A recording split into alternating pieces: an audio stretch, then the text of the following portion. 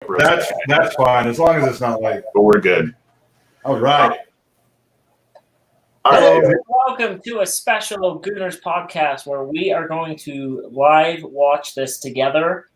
Mike, it's like the Arsenal Fan TV live watches, except we're really social distancing. Yeah. And we're not going to celebrate when we lose. Oh, can we talk about the huge gamble we're taking by doing this live?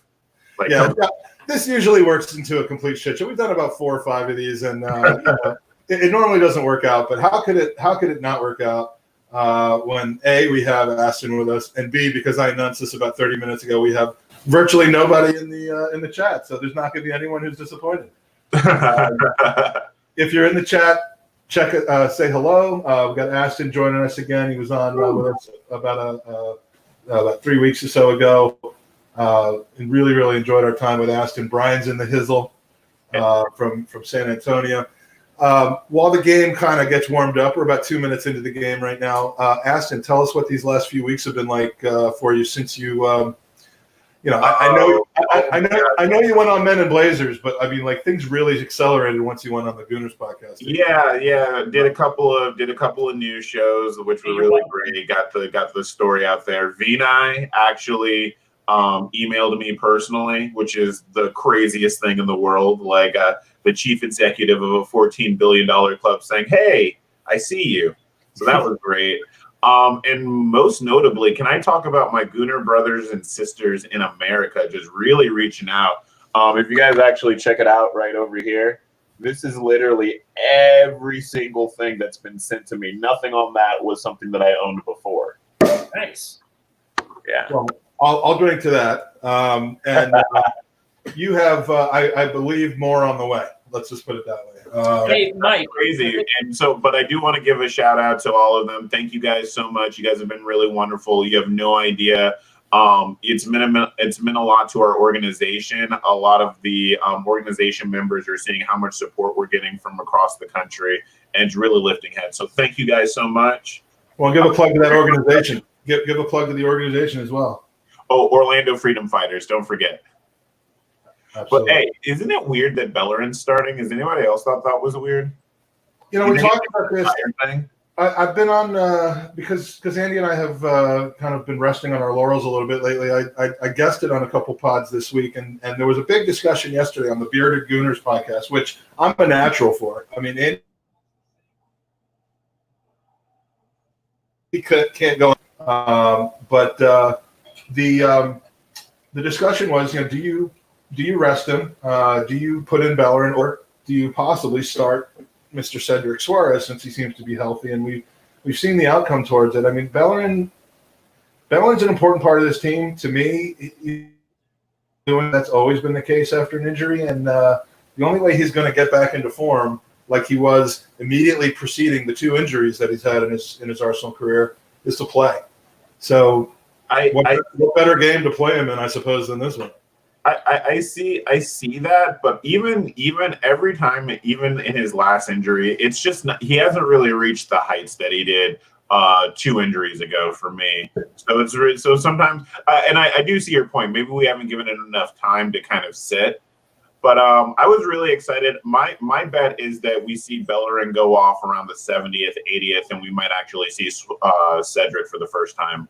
Oh, I think it might happen earlier than that, depending on the game flow. I mean, he seems to be fit. We rarely see players, Andy, come into the lineup from a long layoff and start right away. You almost always see a game or 2 on the bench, and then they kind of get bedded in, as we like to say. Well, especially since we're not playing particularly well and we are trying to attain a European spot, you're going to go with what you know. Asin, is Mike breaking up for you? Is that just for me? No, it's breaking up for me as well. Okay, cool. I just want to make sure I'm not like something's not happening with my Wi-Fi. I don't know. I'm okay with Bellerin getting these minutes. I don't think he's been particularly awful, and I don't think he's like led to goals going in. He hasn't David Luiz'd us. I would say though, on the flip side of that, it's not that I think people are against Bellerin. It's more that I think people are wondering why Ainsley isn't playing more, is the question. When he's playing, plays pretty well every time we've asked call on him these last few times. Didn't he say he didn't want to play there? Wasn't that one part of it? Yeah, I mean, it's not where he'd prefer to play. I guess he's spoken up about that a little bit more than Saka has about the left, wing back, or the left back. But I've always said you play where you're told to play. I've not sympathized with Alex Oxlade-Chamberlain. I've not sympathized with Mainsley. If you're if you're good enough that the coach wants you in that position, you should embrace it because you're getting on the pitch. If people played where they wanted to play, Henry would be on the left, Van Persie would be a second striker, and all these other numerous cases where we've had more effective players put into positions they weren't maybe comfortable with him. Remember Lauren? Yeah. Oh, I remember Lauren. She was amazing. So this is what she doesn't remember me though. This is our 5th game back, and still no Mesut Ozil. Not even in the squad today. Well, the last 2 have been said to be that famous non-existent back injury that he has that I don't believe in. Well, now we're starting to hear some rumors that Arsenal are trying to buy him out of his contract. If there's any, I think Canton and I were the only 2 talking about it in our little chat group, but it was interesting because even though he's owed 13 or 14 million from Arsenal the remainder of his career, the 5 million buyout would maybe give him time to go somewhere else and allow him to. Oh, hey, Mom. Yeah, we're live, but this is fine. Oh, come on, Bella. Hi, Mom. And this is Aston. Hello, Aston. Hey. I didn't know he was podcasting. Sorry. This is the only proof that we have that Andy is actually English. is his lovely mum. All right, bye. All right, rude. Good to see you, darling. I'll talk to you later. She said happy 4th of July if you're American. Oh, I like that. Special. Yeah, so no, back to the point, though, a lot of people are going to say, all right, he can make 14 or 5. Well, if he makes the 5 and he gets that cash payout and then gets to go somewhere where he's guaranteed playing time, maybe he'll take it. I don't know. It'll be interesting to see. But I think what's got to be going on is there has to be some sort of playing clause or playing bonus that we don't know about with him not playing, because probably how much more money could we be having to pay him?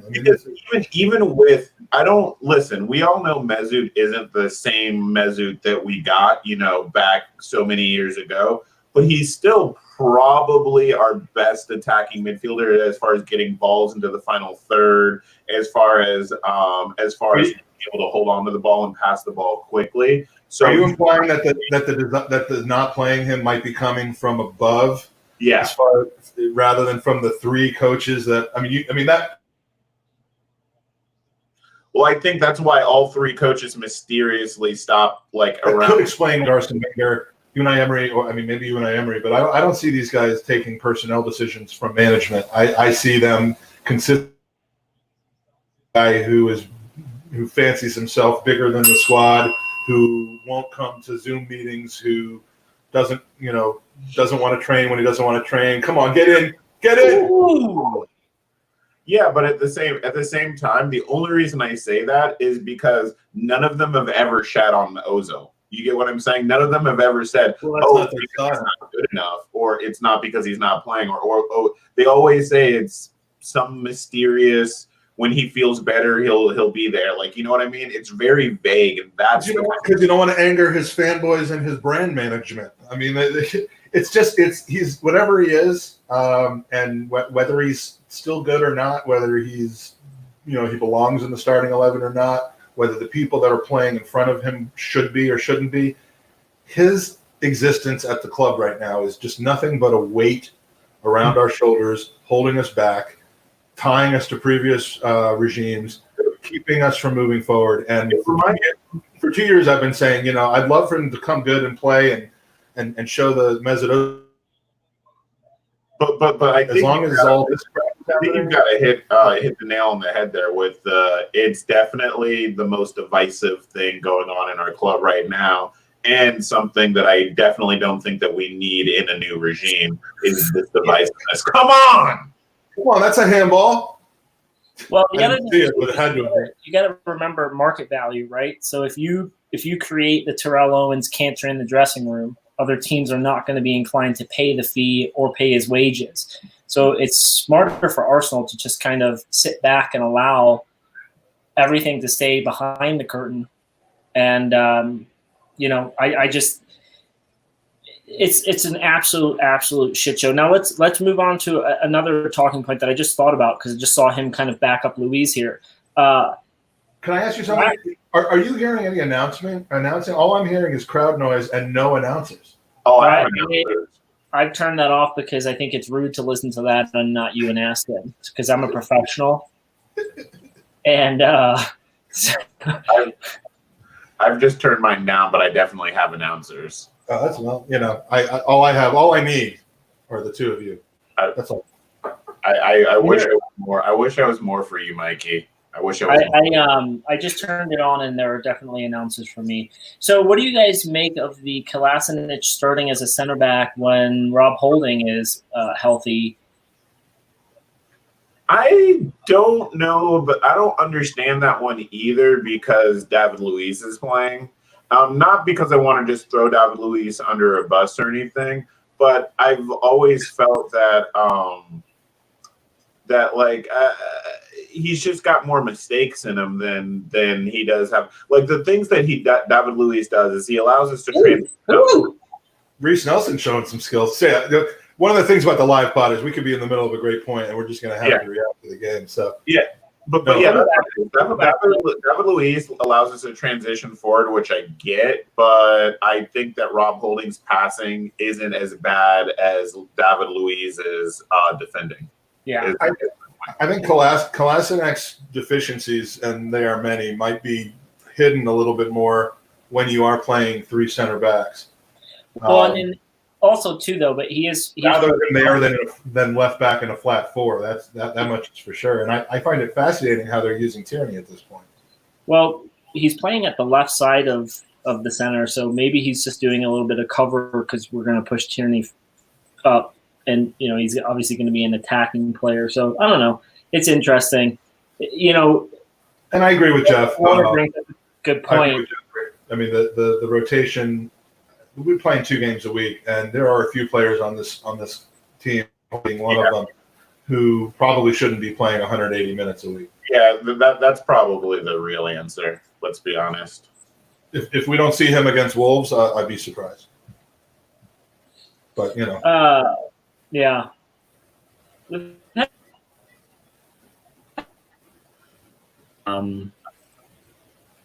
I've predicted a 2-1 Norwich win.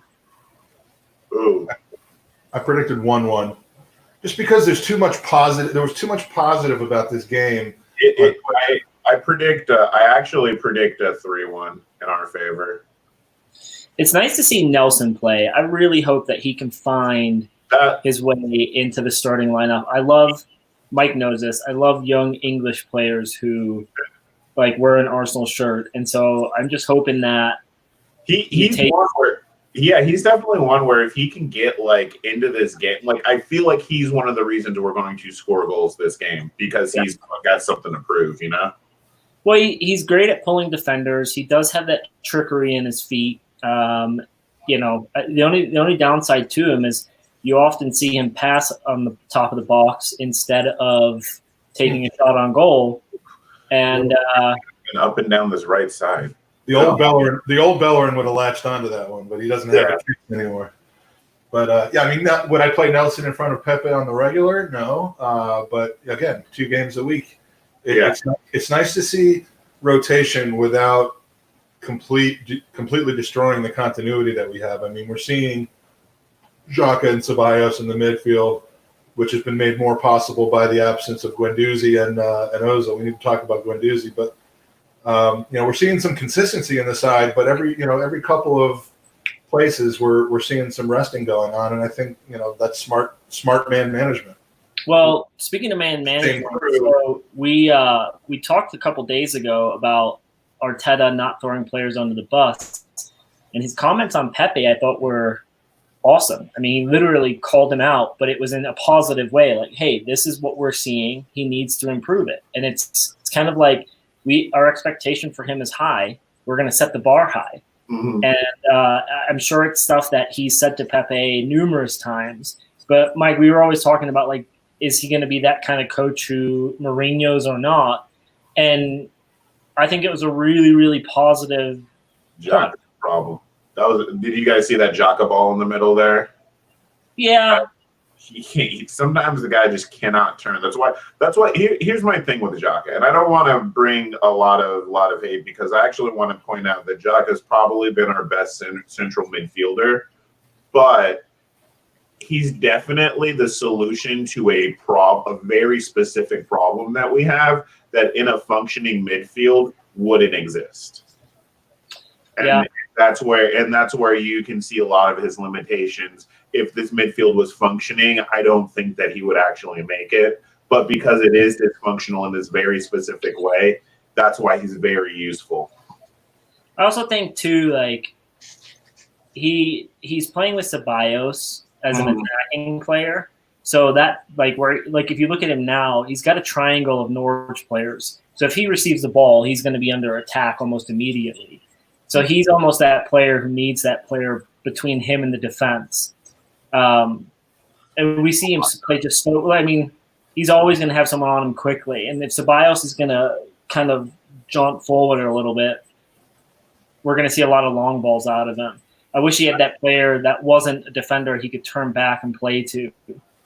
You would be shocked, Andy. Yesterday on the Bearded Gooner podcast, we had a conversation about leadership and captaincy, and like, if you could just wipe the slate clean right now without any like you wouldn't be pulling it away from Aubameyang. You would just starting from zero with this squad, this club, in this moment. Who would you put the captain's armband on? And there were five of us, and believe it or not, I said Xhaka.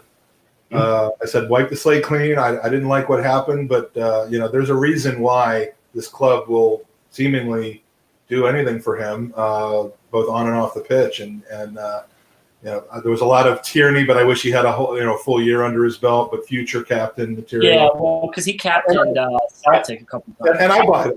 I buy it. Nice little turn from Ceballos. Ooh.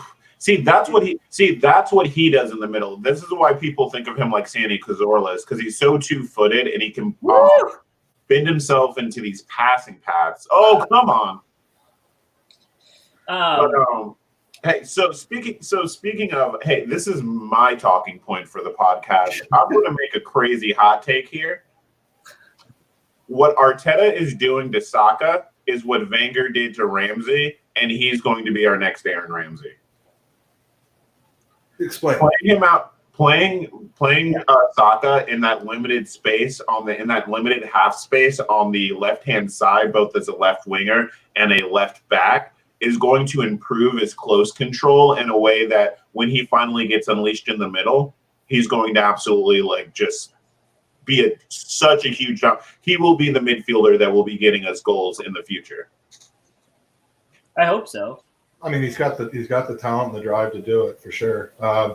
Jeffrey mentioning other podcasts. I mean, how do you come in here and you bring up an amateur podcast like Handbrake Off with Gunner Blog, Lee Dixon, and Amy Lawrence? I mean, how do you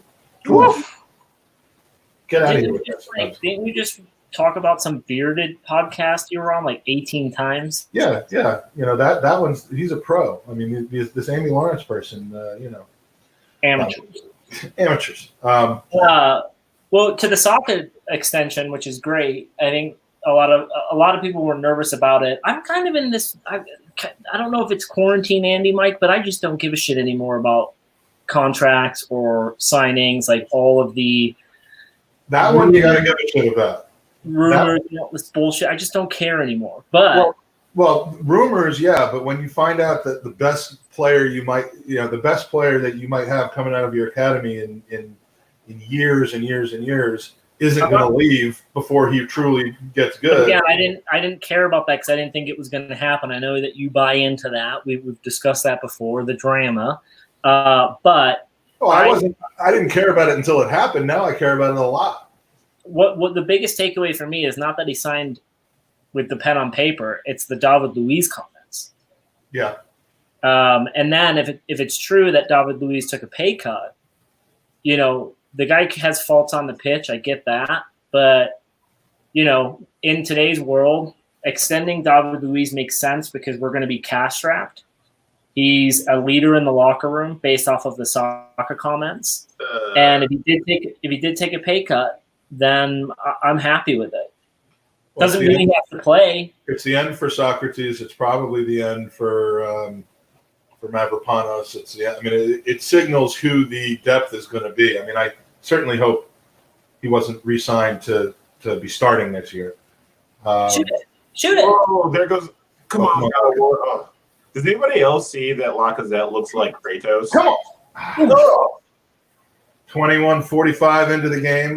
Been kind of back and forth. I'd say Arsenal's kind of so far dominated the play, other than the best chance of the game falling to Norwich. If you've been paying attention, our right-hand side. So what Arteta likes to do is he likes to load one of the half spaces either to the left or to the right to be like, this is the side that we're going to overload on. And so Bellerin and Nelson have been just slashing them on the right side, getting right behind them and getting to that cross by line. It's looking effective. I think it's going to start to pull them apart. It's been more the left side lately, though, than the right side. So it's nice to see it mix it up there. But Saka's not there now, so. Yeah. I also wonder if in the second half we see them then go to the left side and start, cool. Just when they think we're going to go this way, just go this way. And I think that's the strategy. You gotta have that strategy, Mike. We'd like to shout out to the chat room, Jeffrey Werner. There's our shout out to the chat room. There's more people in there. Well, there are now. Good to see you, Matthew. And open season for questions. We during the points in the game where there's nothing going on, like a water break. We're looking for things to talk about here. So, and here's an interesting one because and this kind of ties in with the whole Balogun thing about why would you let somebody go at the peak of when they have potential? Is it better to just lock them down if they'll agree to it? Matthew's looking at the potential to sell him on in a few years. And, I would never at this point say no to selling a player on. But that's not why I'm excited. I'm excited over what I think he can bring to this team and the fact that he'll be, reliably here for the next few years. I mean, I think he's got miles more potential than even Alex Iwobi did. Go ahead. Sorry, I was just about to say Alex Iwobi has no potential. He's awful. Well, not anymore, but he did in 2016. He had a lot of potential, and that's why they call it potential instead of talent. It's it never really fully got realized. He kind of peaked. Listen, if playing myself football was kind of potential. If playing football. What?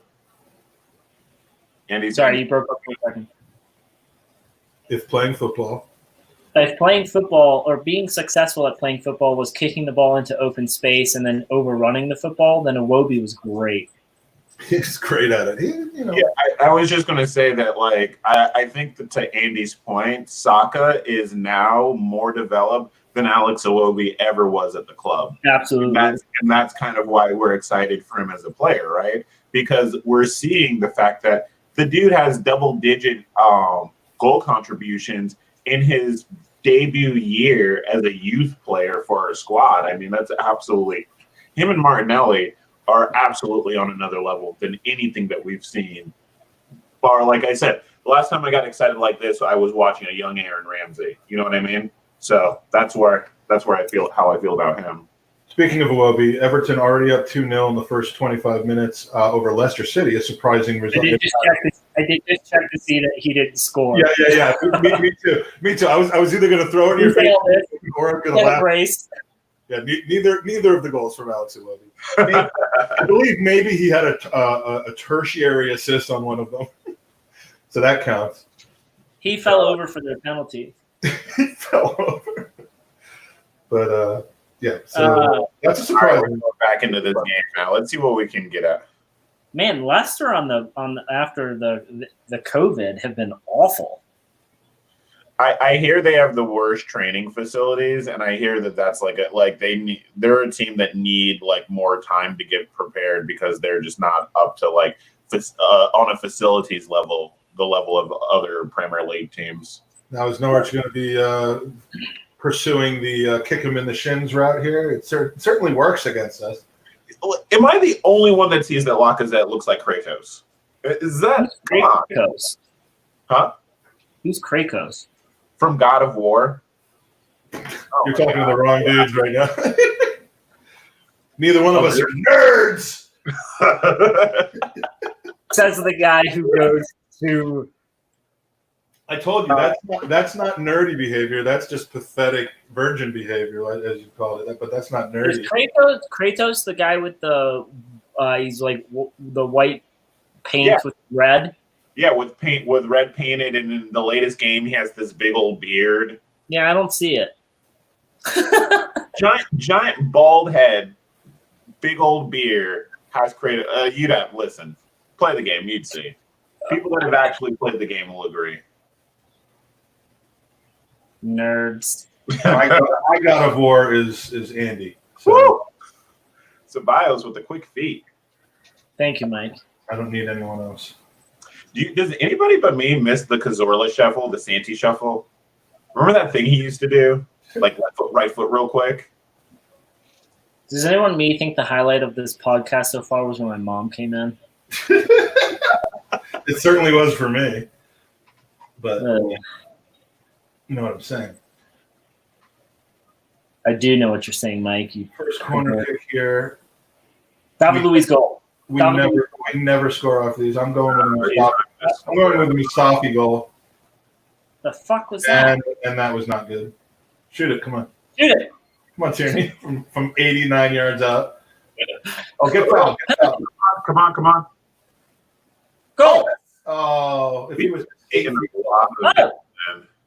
This is like we still had Giroud, we'd be like 4 goals up by now. If we had this dude, did you see the Lacazette salmon dive? If we had this dude, we would be up 4-0 right now. Is this our guy right here? And this is who you're saying Lacazette looks like? Look at Lacazette when he gets up and look at him face the camera. Well, there's one obvious difference. although I don't see that. What is this difference you're talking about? I'm colorblind personally. I mean, like Andy always likes to say, I don't see color. So the beard is pretty similar. I will give you that. I see the beard, but I fail to see where the red stripe comes down. He doesn't have a red stripe. About the beard and the bald head. That's all. Yeah, he may enjoy a rare red stripe, but I don't. Was that a white guy who was painted whiter? Like he had like wall paint on? Oh, the Louise. We haven't really seen many of those. The Louise straight on run, power dip, weird knuckleball spin kind of kick. So that was the right time for one. You'd like to because we've that almost got him. If you look at that bounce, look at where it bounced. The goal of that is to get a messy rebound, and Aubameyang's right there. So I don't think that's really trying to score on him, but it's trying to short hop him. You can't fool Tim Krul with that kind of stuff. That bounce though in front of a keeper is awful, especially when it's raining. Yeah, you guys remember that game when Van Persie and Tim Krul basically were about to fight? Come on. Such good give and go play, and then Mustafi just shits the bed with the cross. Tierney will not. Look at that cross. Look at the cross that he has. Penalty. Give him the captain's arm. He's just going in there like a warrior. All right, here comes another free kick from Xhaka or Luiz. We're actually getting yellow cards this game. This has got to be a rarity. Back in the day, we used to go to this pub in Milwaukee. We used to go to this pub in Milwaukee called the Highbury. It was a friend of mine, Ben, and I, and we would just like sit back in the, and just yell random like red card, like there's no reason to. And people get so angry, like you guys know the sport, blah blah blah. Watching football in America is so fun. Yes, you get a little of everything. Come on.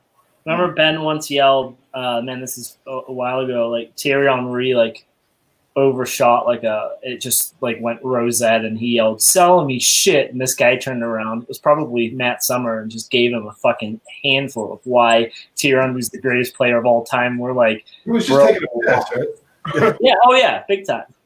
Taking the piss, I should say. Listen, Yeah, there are a lot of Arsenal watch-alongs. I will say one thing though, Andy, and I'm not even kidding here.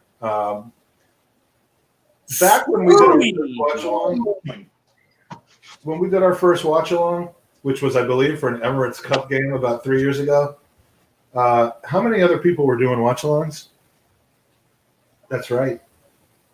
Once again, innovating in front of nobody. The Gooners podcast.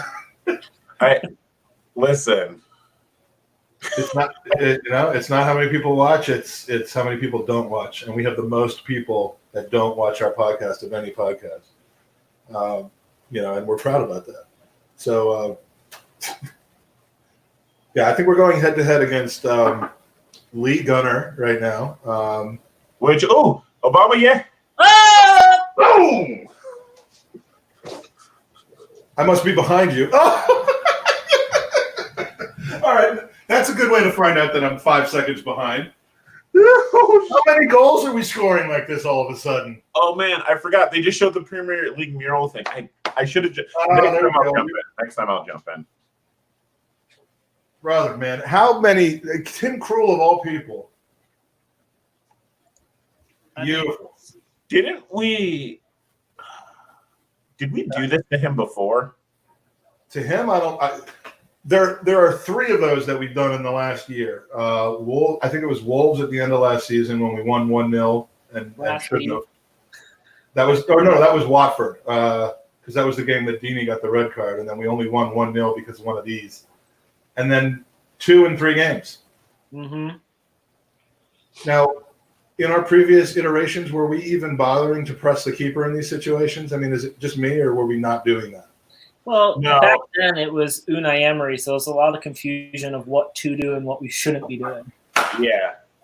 There was a do we press now or do we not press now, and then we'd press a random left back for no reason, and they cut right through us.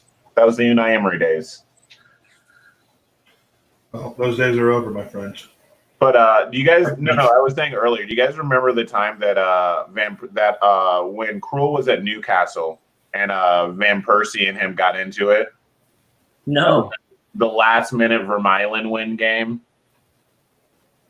I know I don't remember that. Which one was it?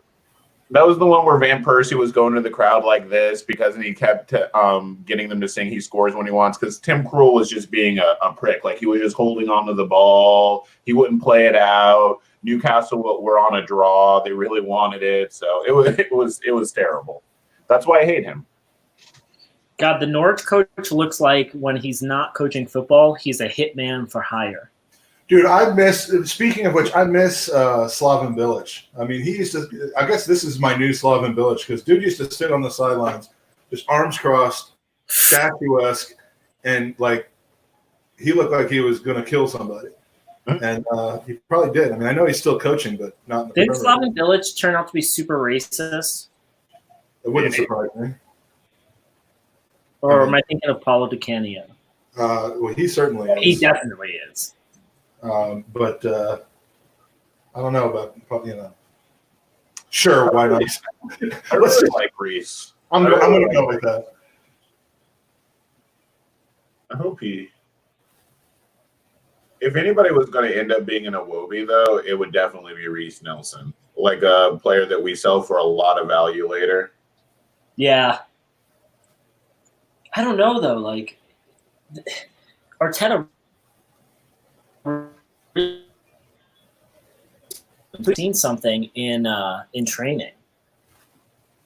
I mean, like, I like Reese. I like all of our kids, like I said. So Go. Go. Oh, come on, man. All right. He likes to go in circles. Here we go.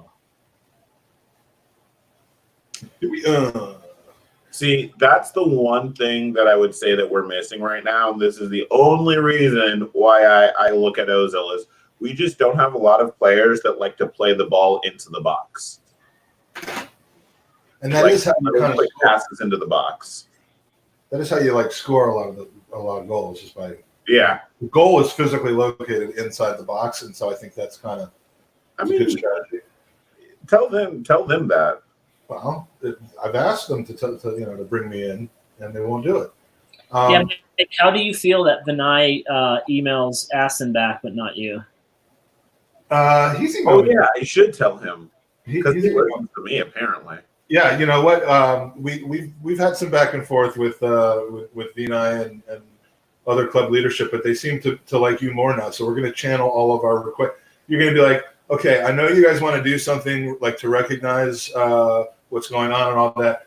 What I'd like you to do is bring in Mike and Andy. And Mike, this is a good segue. I'm seeing a lot of Visit Rwanda flags around the stadium, and I think last time we were here, we were given a promise from.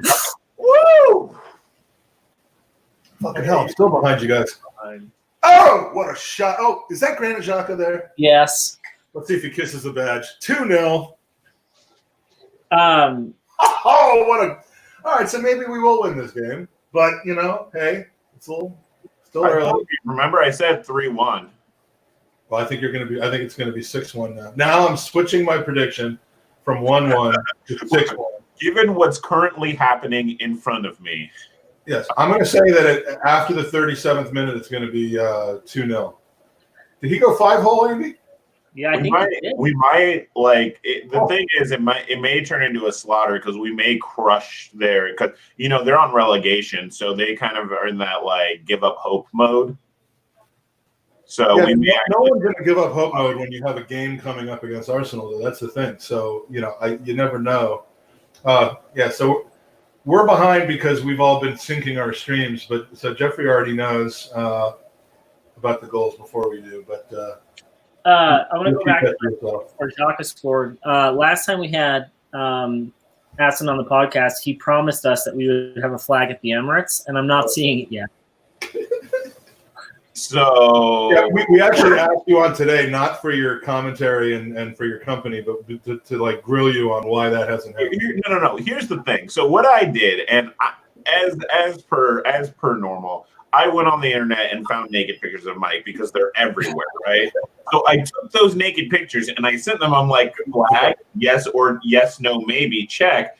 It's weird. He said maybe, and I don't know which way did he swipe. That's what I want to know. And I don't even know which way is the appropriate way, but he said something about getting you covered in oil before you did it. I don't know. It was weird. That's that is kind of my. All right, so he knows that. So I thought we were putting the opposing team's flag in. Oh, I guess there's a flag there, but I thought we were putting the opposing team's stuff in the away section. But it looks like they've got the Black Lives Matter thing there instead, which I would prefer. I think it's funny, Mike, that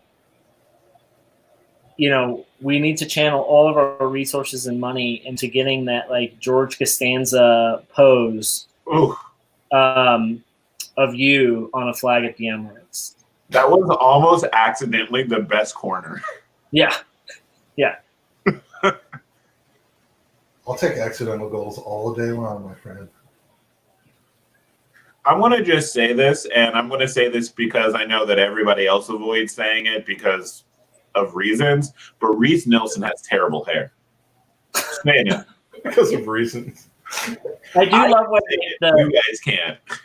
I do love that comment he made where a photo came out and he made the comment, "I look like I just got out of prison" or something, and I was like, yeah, he really did. That is exactly what he looks like. Like somebody in prison was doing his hair. Yeah, it's awful. He still kept the haircut though. Yeah, I mean, he's not going to change his ways. You know who has great hair that never moves? Saka. Have you ever noticed how his hair just never moves? It just stays like that. Up. That's a lot of product, I think. Yeah. Mm. I have hair that never moves. it's just there. Well, it just makes me. Where's it going to go? I mean, one with Arteta if his hair never moves. I think I'm becoming more and more attracted to Arteta as the weeks go on. I mean, he is perhaps the handsomest man alive. Yeah. Well, remember, he was back when we had that whole handsome man squad. Like, we had him and, like, Giroud and, like, Ramsey and, like, even Dio looking clean. I do have to say that one time we were, like, my wife and my daughter and my son and I were all looking at the Arsenal roster, and my daughter, who was, like, 17 at the time, you know, and my wife were like, okay, well, these guys are on our team. Like they had a squad of, like, the 6 handsome Arsenal players, and surprisingly, Yossi Benayoun was not on that. I don't know how he failed to make the list. Gabriel Paulista not on the list. I don't know how that happened. Hey, Mike, did you get a Benayoun kit with him being your Jewish brother? Did I get a kit? Yeah, I love getting on loan Jews on the back of my jersey. Jesus Christ. Maybe if we permanently signed a Jew, I would do that, but I don't see that coming. And no, Hatem Ben Arfa does not count because he's not Jew. Do we not have one in the squad? One of those people? Yeah. No, I don't believe that we do. Maybe Faloran Balagunberg. But You know that I will never get a name on the back of my kit again unless it's our good friend Cole Bassett. God, guys. yeah, Bassett I would get. See, everybody's getting all hyped up because we're doing well, and they forgot that That our defense we can sucks. be scored on. Well, Hey, did the MLS return? I don't know. I should know in that. news nobody cares about. I believe they are coming back in a couple of weeks with, like, a World Cup style tournament in Orlando. Really? That's a dangerous ball. Yeah, they're not playing like a regular season. They're playing a tournament where they have group matches, and then I think it's set up like a World Cup. Did they say in Orlando? Yeah, I think they're gonna all, like, be. Have they not heard the news about what's happening here? Yeah. They're gonna be they're supposed to be in Orlando at, like, the Wide World of Sports or something like that. Like, COVID is like we had like 6,000 cases like yesterday. I know it's strange. It's strange that Orlando. I mean, Florida is being looked at as where all these these sports leagues are going to play, but it's right now one of the epicenters. So I don't. Yeah, it's absolutely It's just that the leaders of the government in Florida are acting like it doesn't exist. yeah. That's absolutely wild.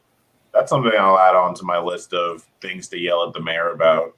Yeah, you can be our ace reporter on how Cole Bassett is doing. For Cole Bassett, Ashton, you haven't met him yet, but Andy taught him how to walk and how to play football, and he had a trial last year with Arsenal, one of the few American footballers to get a trial with Arsenal. I don't know that anything's happened with it since then, but he's basically, I mean, Andy is his father, according to Andy. And, That's crazy. He's the future of Arsenal right now. He's there. He's going to be the Ozil replacement. Well, that means that if he comes in and he sucks, we get to blame Andy. Well, yeah, because Andy didn't coach him up enough. Well, here we go. Shout out to Fredo, Matt, Jeff, Omar Ibrahim watching us on Facebook, which is nice. Multimedia mavens we are. And I don't know if I agree with this 100%. I don't think anything would have kept us from losing to Manchester City, but yeah, the Manchester City thing was they were just on a, like, if you watched them pass 3 balls and then watched us pass 3 balls, you're like, oh yeah, they're gonna win. Yeah, I mean, David Luiz and early injuries did not help, but I have a hard time, especially watching City's game since then. I have a hard time believing that we would have been able to get anything out of that game. I remember it was something in like the 7th or 8th minute. Kevin De Bruyne does this like reverse ball pass across the other side of the field in mid stride or something, and it's like the 8th minute of the game, and I was just like, oh no, there's just no way this is happening for us. Yeah, all that excitement, and you know what? This is the best time to get Man City right out of the break. No fans in the stadium. Arteta knows all of Pep's secrets. All of those narratives went right down the shitter. the moment the game kicked off. The Brighton game was a sucker punch. We do tend to do that against Brighton on a regular basis, but that game was just us hopefully exercising. Oh, what a save! Look at my man Martinez. Emmy's been, and the crazy thing is he's been here for so long. I just remember he was supposed to be so many years ago this great hope of a goalkeeper coming through, and then we kept loaning him, so I thought that he just wasn't good enough. We kept loaning him and signing people in front of him. We signed Ospina, we signed Czech, we signed and he was just kind of like, I think it's to be commended that he stuck it out that long. I don't know what his other options were, but I'm sure he could have gotten a starting gig at like Verona or Genoa or someplace in Italy and been perfectly happy with that, but he gutted it out. I think that 7-5 game against Reading in the League Cup kind of set him back a little bit, even though those goals weren't his fault. But, that was 8 years ago. It's hard to believe he's been here that long. That's so crazy. My favorite, Mark, we were asked in the summer, we got to stand behind the goal when they were training, so we were like 3 feet away from him. Mm-hmm. And there was a moment where Aubameyang essentially pivots and does a juke, and Emmy just goes to ground. And then while he's diving, Aubameyang goes the other way, and as the ball's rolling into the back of the net, you just hear Emmy go, "You cunt!" And it was the best thing ever. Andy and I was just laughing at him because I fell in love with him at that moment. It was, and so I'm happy to see him get the chance. I think it really would have been a mistake for us to devote time and resources and money to bringing in another keeper to plug up Leno's absence and relegate Martinez to the bench. What better time to see what this guy's got? And at worst, if Leno comes back and Emmy's like, I don't want to go back to being a number 2, we've got the ability to sell him, and hopefully for more than we sold Chesney for, we gave Chesney away for. That goes down for me. That and the Ramsey are like the 2 worst sales I've. God. The 1-2 punch of Leno and Emmy, I think I don't. If that's what we carry forward for the next 5 or 6 years, Leno hopefully fully recovered soon. That's one situation you don't have to devote any kind of worry about. And for the last 5 or 6 years, unfortunately, we've had too much ins and outs and backs and forths with our keeper position, and that is not something that a successful team with long-standing success can have to deal with. So I think that the problem with keeper too is that a lot of the issues at keeper feel self-inflicted. You know what I mean? Where when Chesney was with us, we had a keeper that was literally winning the Golden Glove, and then we just went into this space of very rocky keepers between Ospina and Czech, and it just seemed completely self-inflicted when we had 2 solid keepers in Chesney and Emmy at that time too. So I think that's why a lot of people get when they look at the keeper situation specifically, is where they get a lot of heartache over our transfer policy over the last several years. Do you think, Aston, that if he doesn't light up that cigarette in the dressing room, do you think that he's still our number 1? Yes, 100%, without a question. You think that was his downfall? I think that what happened was basically Chesney, and this is the thing that Wenger was sussing out. I think that everybody's kind of aware the issues that were going on with Arsenal, just like us fans were aware. So I think that being in that team, you have to be like 100% on board and not question what's going on around you, like the Wengerism and stuff. And I think that was really just a signal of Chesney doing the fuck it. I can't handle this anymore. Like, I can't do this. Well, and there is certainly a lack of relationship between Chesney and our goalkeeping coach at that time. And his name escapes me, but there was a bad relationship there, and I think unfortunately he lost that. The keeper coach was kept because I think he was tied directly to Arsene Wenger, and that's one we let get away. But ifs, ands, and buts. Would you take Szczesny right now over? I mean, Szczesny's the starting keeper for one of the best teams in the world. Would you take him over Leno right now? Yes, still. I watch Szczesny still because I watch them because they have lots of players I like over there. Ironically now, but yeah, actually, he's absolutely incredible. One of the issues I have with Leno a little bit is his indecisiveness in the air and his long goal kicks and his delivery with those. Szczesny gets both of those in spades. Szczesny destroys everybody in the air. He's the best keeper in the air and in the world right now, in my opinion.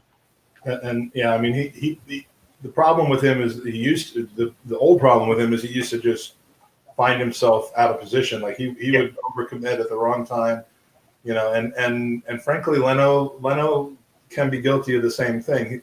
Incredible reaction shot stopper. Yeah. Which ironically I say just as we're watching a replay of Emi Martinez doing the exact same thing. I mean, the less time those keepers have to think, the better in some cases. And also, Leno after that. But then Leno every once in a while will, if given too much time, make the wrong decision, as we saw against Chelsea, as we saw against Olympiacos, and it cost us.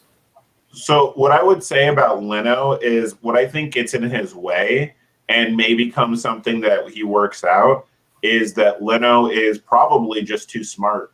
Like, I think he thinks too much. And I think that he oftentimes, I agree with a lot of the choices. That's my problem. Yeah.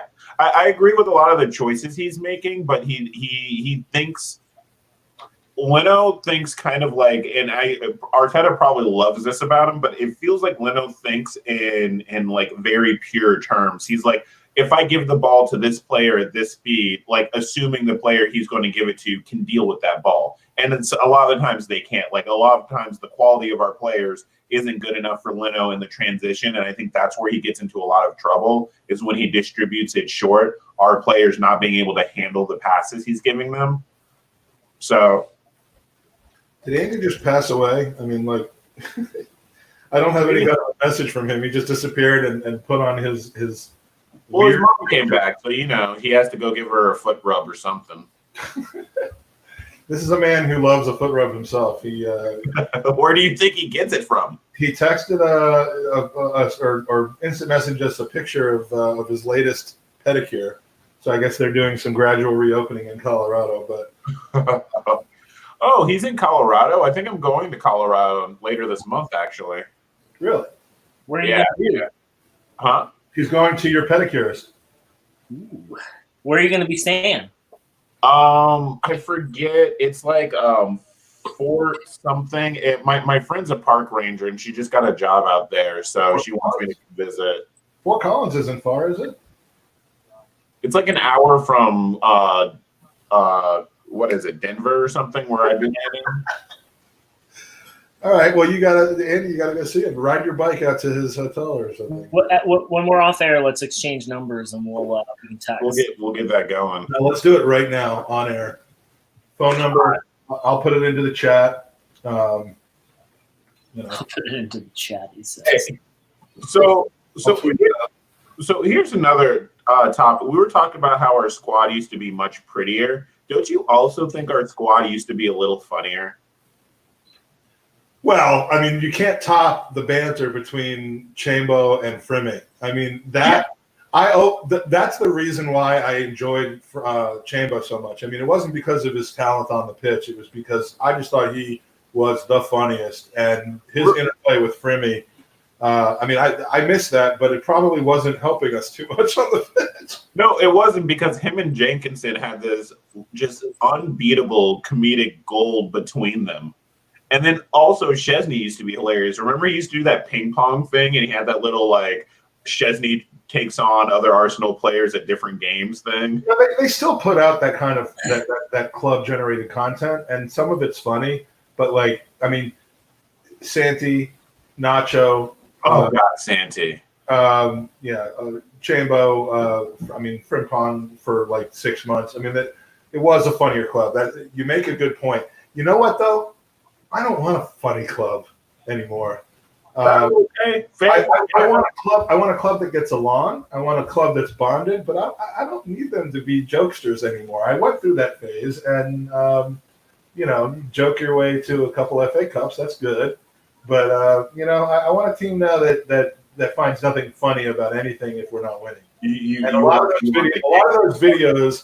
of those banter videos came out like in the middle of a down period where we were dropping points unnecessarily, and that isn't when that's where you start egging on the social media abuse from people, from your YouTube generation of people that are going to be like, oh, this is all funny games and stuff, but I'd rather you win on Saturday, like they're directly connected. But yeah. But I guess I'm kind of acting like that by saying I don't really need to see that anymore. I'd rather see results on the pitch. But I mean, you're kind of bringing up the best. I mean, we call it the banter years, and then there we go. All right, a few comments from the chat. Andy, who is Steve Ainge, and how much did you pay him? Steve Ainge is the reason why I am a Gooner. Actually, his family. I thought it was obviously my dad tried to get me to be a Hammer, but Steve and Mark were older than me by probably 10, 15 years, and they just used to let me hang around with them all the time and made me watch Arsenal and gave me tops. And whenever my dad would give me something that was claret and blue, they would give me something that was red and white. And obviously with the rest of the family, it just made sense. But so what you're saying is Steve Ainge is responsible for me being the multimedia superstar that I am today. Yes. Because if you were let's talk this through. Hemel Hempstead, you become a Gooner. We were basically neighbors in Hemel, yep. Okay. I just love saying Hemel Hempstead. And then you become a Gooner, and then fast forward 30 some odd years, and you convince me to do a podcast with you against my better judgment. You turn out right, and now I'm worldwide beloved. Yeah. By literally people. Yeah. So ones of people. So thank you, Steve. I appreciate that. You've done well. Omar would like to know any potential signing for Arsenal this season. I think we might sign Bukayo Saka and David Luiz. I'm starting to buy into this party stuff. I mean, now that Oracle has spoken. Was that real? I went off Twitter for a while. Is that real? It is apparently legitimate.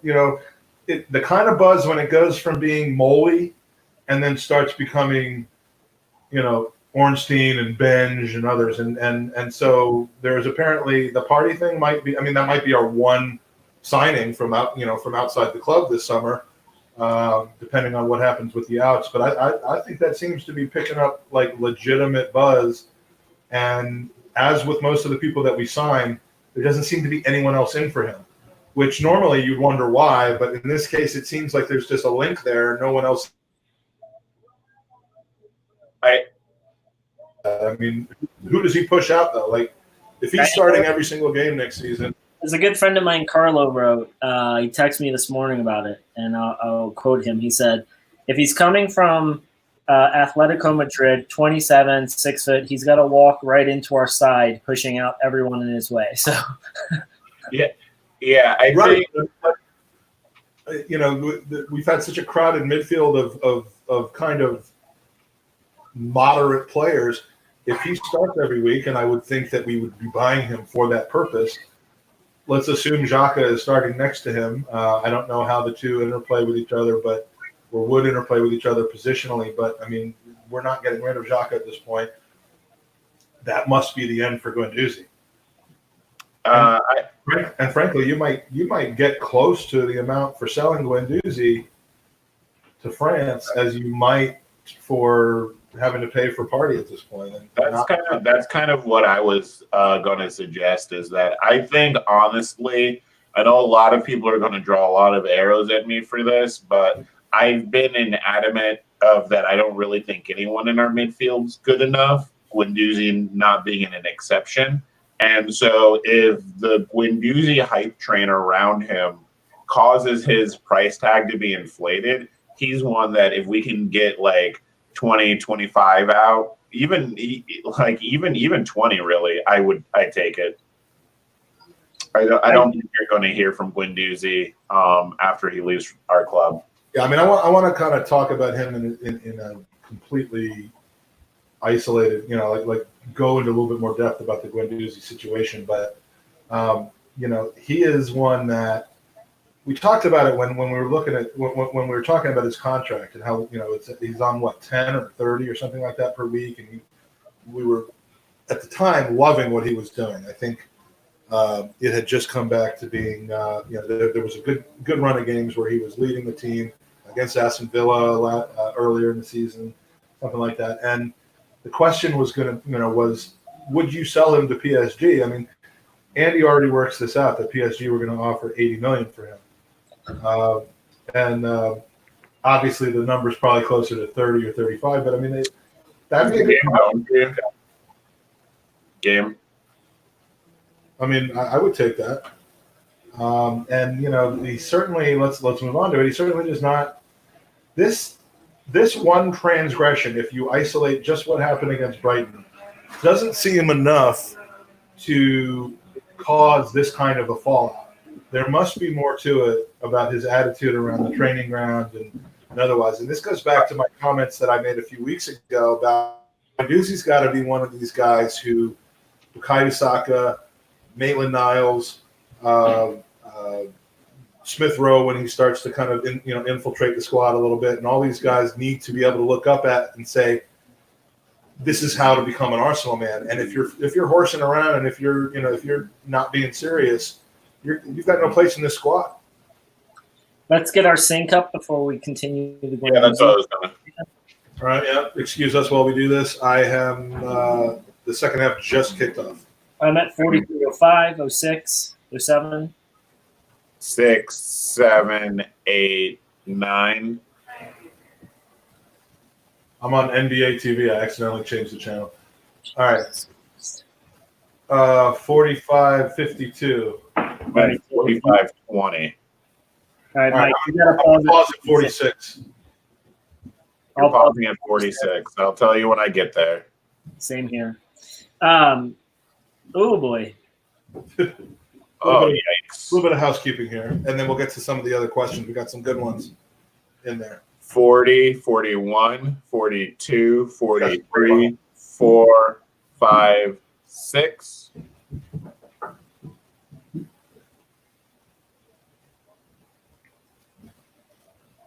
Are we all on now, or? I'm at 46. Ow.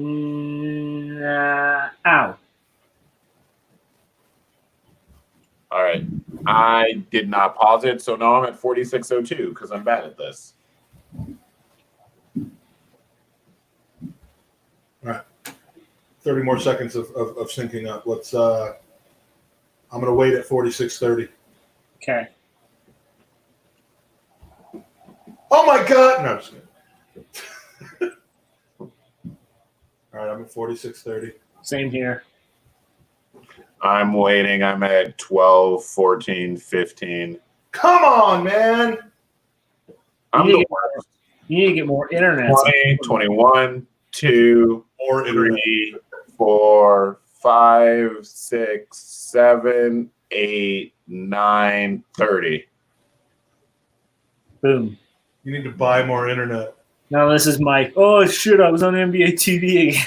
Yeah, that's what that was. Because Me and Andy were good. my finger, the pause button and the channel change button are right next to each other, and my fingers are large. So yeah. I've got bigger. Anyways, back on Guendouzi. Listen, I think that this is maybe again, this is me making a lot of assumptions about a lot of things I don't know. But I think Guendouzi's major issue is his position, his lack of position, ability to position himself correctly in the midfield. And I think that that's something that you teach. And I think that Guendouzi is not teachable, that his attitude problem gets in the way of that teaching element. And I think that that's really why I think Arteta is going to get at, because I don't know if Arteta is like basically able to crack that nut. I really thought that he had the ability to turn that on and turn it off. I mean, I know he's a goofball. He loves jumping on the top of the piles. I love him for his enthusiasm on the pitch. for his. I mean, the rugby tackle that he did in that game was the perfect play for that situation. Yes, he's made some mistakes. Yes, he's probably the one player on our club that dives. If you're going to criticize Dele Alli and Son and Kane, you can't ignore the fact that Guendouzi goes to ground way too easily and looks for the foul. He's a little childish in those senses, but I feel like surrounded by the right people and in the right circumstances, he gets it. And so I was really disappointed to stand up to Mapai and do that. It was way too late. It was after the game. That isn't when it should have happened. We should have done something earlier than that. I was all about doing the hockey, the hockey approach and kicking that guy in the shins and even taking a red card. It just pissed me off so much. And I'll be honest with you. After that Leno incident with Mapai, the one thing I saw was Bukayo Saka, give the guy a handshake, a pat on the butt, and say, I know you didn't mean that. And that to me. Yeah, that pisses me off. That made me sad. I'm like that's the soft Arsenal that we got to stop with. I would have never seen people get in his face, toe the line between completely losing the game by getting guys sent off, but showing him that we don't appreciate that. And it's sad when the guy who's hurt from a stretcher is the only person doing that. So Guendouzi backing up Leno was fine. He just chose kind of a stupid time to do it and a stupid way to do it. Got away with it where he probably should have missed a couple games as a result. That's the Guendouzi I like. But if you're walking around talking about what you earned to people on Brighton, that's some bullshit. Well, yeah. But stop for a second, because other players are doing that to our players. Other players are talking shit to our players. We need someone in the squad who can rile. Wages? That doesn't matter what it's about. You're losing? Doesn't matter what it's about. Yeah. I'm not against shit talking. The mental act. We don't even know if that's true or not. You guys. I'm assuming that's true and reacting to the reality of it that is true.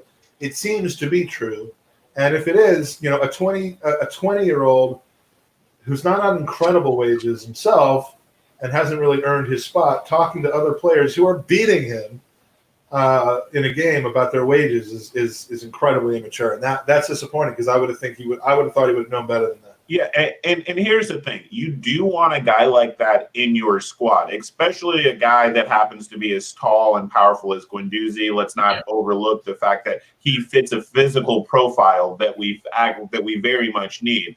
But on the flip side of that attitude is the attitude that you want on somebody like a Fernandinho, who's a finished product, who has what it takes and can dish it out because he's so good. But the issue with Guendouzi is he's got a lot to learn, and sometimes that attitude gets in the way of learning. You can win championships with a Dennis Rodman or two on your team, but you can't win them if the Dennis Rodman isn't good enough and hasn't proven enough and is not able to identify the appropriate times for his Rodman-esque behavior. And that's what I worry about with Guendouzi. But, again, he's on the outs right now. This is, 3 games in a row that he hasn't even been in the squad. Maybe 2, because it was the Brighton game. So, this is the 3rd game on the trot that he's not in the squad. And, how much longer is that going to go on? I guess until Guendouzi or until Ceballos and Xhaka show that they're not able to play. An injury or something other than that. But here's the theory, though. I feel like we probably could have had David Luiz or Guendouzi. Like, we can only have one character with his hair at the club. And once we signed that extension for Luiz, that was it for Guendouzi. Well, Guendouzi apparently using his Norwich are threatening. Guendouzi using his disciplinary hearing with Arsenal, as it was reported, to ask to leave would be highly disappointing to me as far as his character as well. He to love the club like he supposedly does, to the point where I was starting to get that C word into my mouth, not the one you're thinking about, but the captaincy word. Last year in September after that Villa game, after a couple of games where he just showed so much heart. Boy, was I wrong about that. But like to see, if at the first sign of adversity he wants out, then send him out. I would have thought that he would have said, you know what, lesson learned, fight for my place on the club. This is where I belong, and I want to be here. And the last 3 games have shown us that might not be the case. But as we always do, players who we want to put in the shop window, we destroy their value by just putting them into a box and never playing them. So I don't really know what the right answer there is, but it's going to be an interesting offseason. And do we even know when that is? Like, is there like a 2-week period in early August where there's a transfer window and an offseason? I mean, has that even been announced yet? I think that right now, technically, according to the rules, we can't use any players that we purchased during this little the restart. But I think technically the window is open until for the exact same length, and it's technically open right now until we start again the season in September. Yeah, it's just a bizarre situation because the window isn't open, but signings are happening, and And kit debuts are normally happening around now, and yet we're still in the middle of the season, and we're seeing the new kits come out. But just a bizarre situation. So the next topic, speaking of midfielders, someone who's been injured for a while, Lucas Torreira. I love Lucas Torreira. I have loved him since we signed him, and I just don't understand. Like he was being played so far out of position, but it seems to me, when he plays as a 6 right in front of our 4 in the back, he's quality. Why is he falling so out? I mean, injuries aside, why is he falling so out of favor, and why is everyone just not looking at him as a productive member of our team anymore? Andy, I mean, what are your thoughts on Lucas? Oh, someone else is allowed to talk now? I'm going to let Andy talk. Yeah, Aston, I can't believe that you've been dominating the pod like this. We asked you on as a guest, and then I'm just kidding. I just assume No. my life matters more. Andy. I get it. Expats' lives matter. I literally just listened to Mike for 10 minutes about Guendouzi and not ask anyone else their opinion. Look, you're supposed to jump in. It's hard to when you don't stop. You don't even breathe. You're like a fish. Just keep going. I just talking to my gills. Jesus. Listen, Torreira has had injuries, and all right, that's what I'm sorry. We saw under Arteta before the injuries that he was playing, and so we just let him just get back. Like, every Arsenal fan has to have drama. It has to be either stay or go. He's hurt, and they're doing the right thing by getting him back involved. Some people weren't comfortable coming back into this environment to play.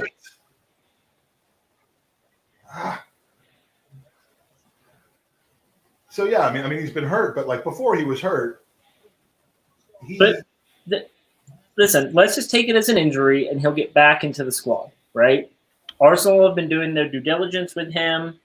There's no problem with him. He's not a Guendouzi. He's hurt, and when he's allowed to play, he plays well. So that's where I see it. There is one problem with him.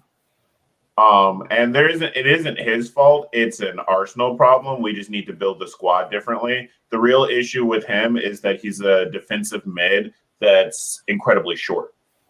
And that worked with, because there needs to be a balance with him where you can fit somebody that is much taller, that can actually get the ball in the air. And I think that's the main issue that Arsenal has when he's on the field, is that those cross-field balls that go from like one flank to the other bypass him a lot. And that's the only real thing. You have to build the squad around him. I'm not sure that we have the right players to get the best out of Torreira, unfortunately, even though I think that he's probably the best midfielder we have.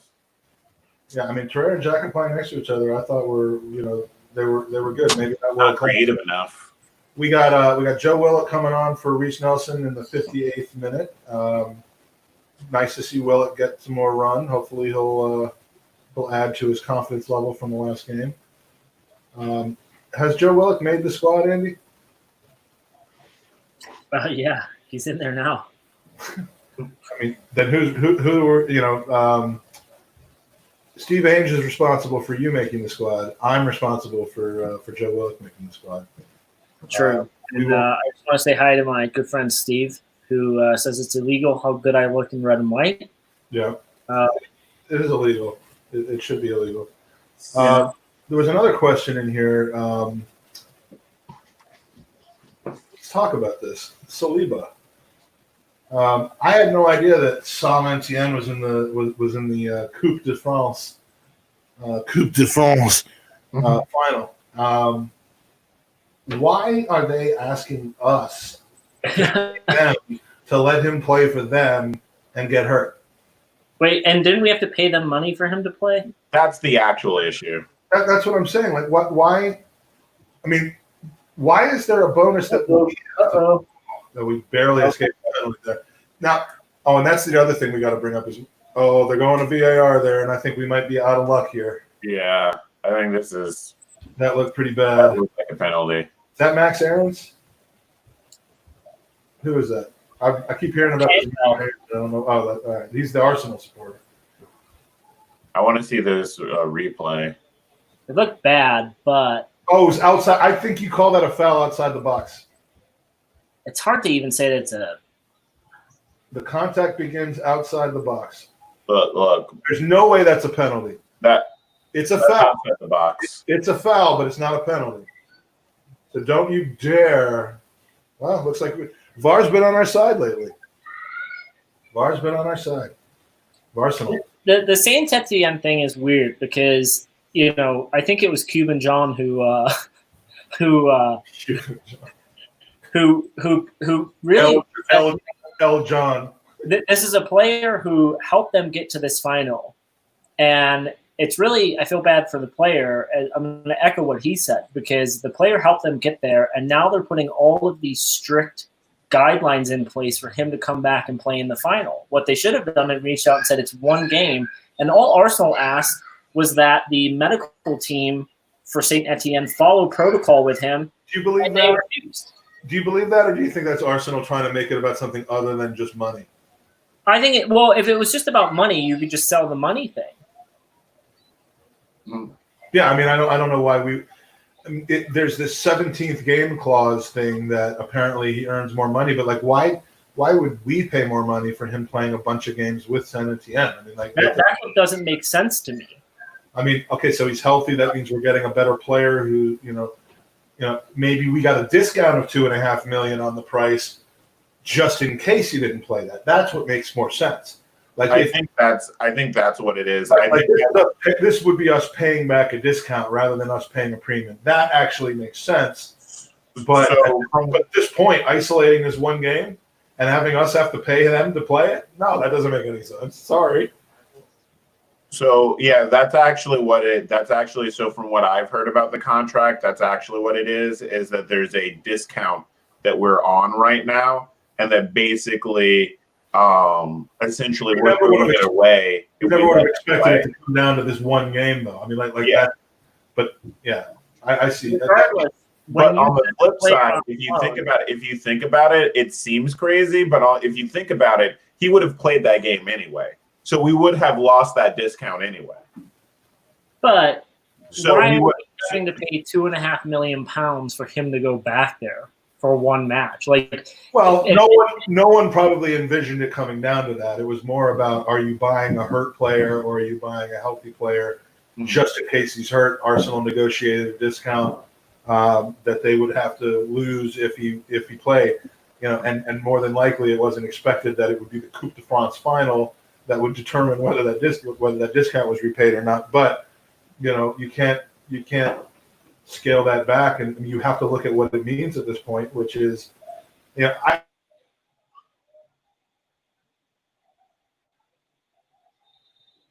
took a stand. We have the leverage in this discussion, And as long as it doesn't sour Saliba to Arsenal, and it shouldn't, as long as he doesn't show up with a scowl on his face because we forced him to miss a league cup final, then so be it. I'll take it. I think it's one of those situations where I don't think anybody's I think everyone's the bad guy, not one person's the bad guy. I think everybody's kind of like Saint Etienne, let's be real, they want their money. So they want the extra, and they also don't want to win the cup. You know what I mean? But on the flip side of that, Arsenal have the power to not pay the money. So, if you why are we paying money? Saint Etienne, if you really wanted him to play for that game, you could just say, hey, we'll go ahead and let you have the discount. Clearly, the money is the center focus for you guys as well. So let's not pretend that it is just about Saliba playing. Because if it was just about Saliba playing, you guys you give us the discount and move on. So that's what this is about. There are a lot of weird players. Why the money would be due. And it actually makes a little bit of sense now. But I mean, in an isolated situation where it's about this one game, no, it doesn't make sense. I think we got a little bit lucky. Yeah. Comment from Jeffrey about Jeffrey, you joined us the last time we had Aston on and presented a Arsenal America membership as though it were the most valuable thing in the history of the world. Someone with a lack of pedigree, Guendouzi has talking trash about wage packets is unacceptable. I agree. If it happened. If it happened. Andy doesn't believe that anything has ever happened. Okay, I want to kind of Andy. It totally happened, but you were also right earlier. It's something that all players make fun of each other about. Like that's But how do we know it happened though? Because the Daily Mail wrote it. Huh? Well, if it were just that, then But look, is there another reason why he hasn't been in our squad, even on the bench for 3 games? Listen, it wasn't for putting an arm around dude's neck. I might have been applauded for that. I would hope that whether he was talking shit to players about a wage packet or not, he put his hands on another player's throat. Maybe that's the internal policy of Arsenal saying, "Hey, you're done for 3 games," right? And it would have been easier if the Premier League had suspended him for 3 games, because then it wouldn't have been a talking point like this. He could have sat for the 3 games anyway. Instead, he's been made. I just don't buy into Daily Mail. John Cross makes up a story, and then everyone buys into it, and then all of a sudden it's the actual story that happened. No. Come on. Volley it. Oh. Volley it. Oh. 66 minute. Still holding on. Still looking good. Still looking very good, I think. I think it happened. I know nothing happened until it's proven to have happened, but I think it happened. He's not getting a 3-match suspension because he was talking shit to another player. He didn't get a 3-match suspension because of that one particular incident. Well, no, I believe they also had a discussion about it, and he said he wanted to leave. But who brought that story to our attention? Like, where did that story come from? So Mikel Arteta left that one-on-one meeting. It came from Moley.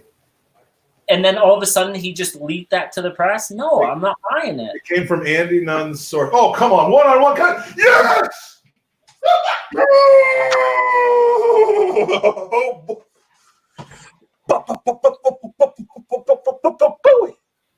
Does it make anyone else nervous that the only way we can score goals is when other teams make a mistake? I will take that because that's not. Whereas that's true. That's actually where the majority of all goals are scored. So yeah, I mean, it's just that we never used to create those mistakes.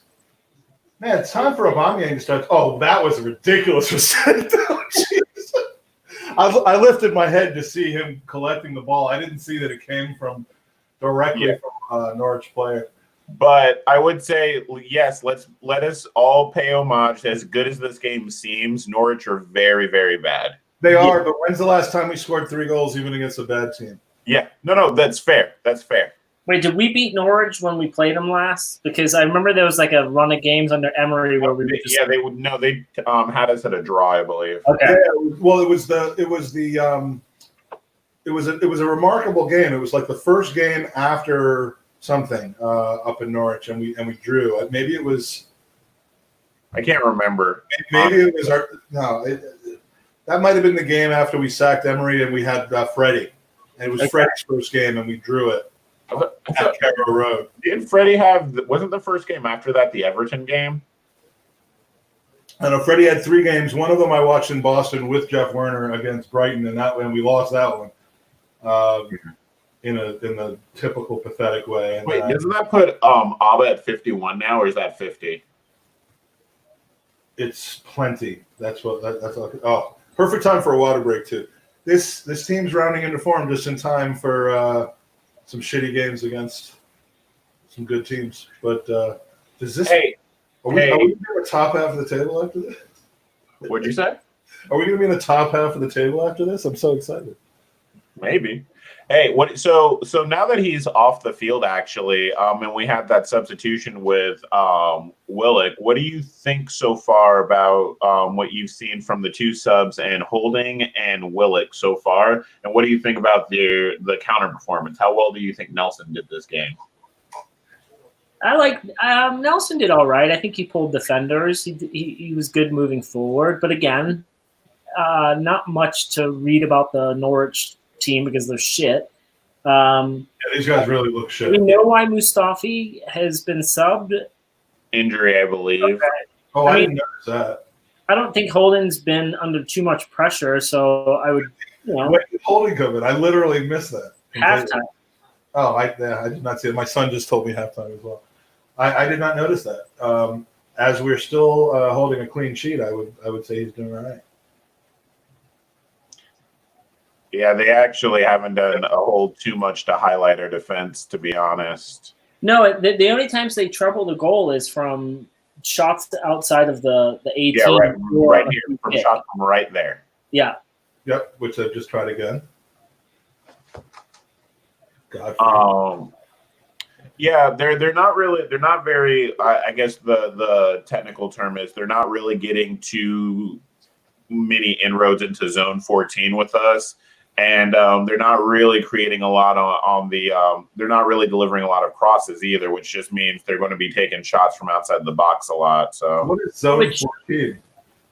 Zone 14 is the zone right in front of the. It's like a square. So if you take up the field and you divide it into squares, zone 14 is the square right in front of the opposing team's goal, and it's the spot where most goals are created. This back 3 is working because we are not allowing them to enter our 18. We're not allowing them to play the ball around that middle, so that we're forcing them to these out. Referee. We're forcing them to the shots, right? Yeah. But it's also that they're not really but think about that for a second. Like, this is why we have to go, let's not overblow this game. That's still Xhaka and Ceballos in the middle, which I think are probably our most competent pair, but we've also seen the pair get absolutely shredded by other not so great teams. So I think that's what, like, that more speaks to Norwich's inability to penetrate more than it does with our, like, I don't want to say that we're suddenly defensively sound in that area. You know what I mean? Right. No, I mean, this isn't the solution to all of our problems, but how many times have we played down to the level of our opponent, and how important is it for us to just 100%. I mean, Newcastle's beating Bournemouth 3-0 away from home, and they're getting the job done in a game that they wouldn't necessarily be expected to win. We should certainly be able to get the job done in games that we are expected to win, and that has not been the case. So, this is the kind of confidence to, hopefully they don't start taking opponents more lightly, because that Wolves game on Saturday or Sunday, that game's maybe. That's the barometer of how we're doing right now, because if we go to Wolves and put in a performance, then I could say that maybe we're on the right track. Now, if we don't, then it's just a statement of how bad Norwich was, because God damn, they're bad. They're a lot worse than I thought they were. Who's been the standout for you this game? It's one of these team efforts where you don't really necessarily see one. I mean, Tierney's played well. Tierney had a solid game. I think Xhaka probably is going to be on my list at this point. I haven't seen him do too much wrong. I'm gonna do a shout out to Ceballos. Again, if you look at him, it's just the little guys like that can take the ball into these tight spaces in the middle and just kind of twist and create a larger space for themselves and the team. I think that's been so instrumental in our transitioning. I also think Kolasinac has played well. He's covered a lot defensively. There's been areas where he's double teamed. There's been areas where he's cut in and cut out passes. I'm actually really impressed with him in that kind of left-sided center.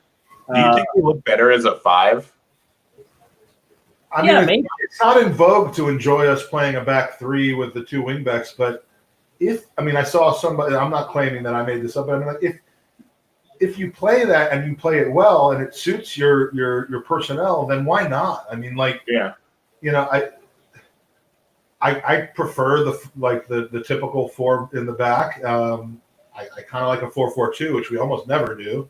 But if the players in the back are strong and they're stronger in central defense than they would be out wide, I'm all for it. And we're finding a way to use Tierney where he is dangerous, and yet he's helping not keep our left side of our defense exposed either.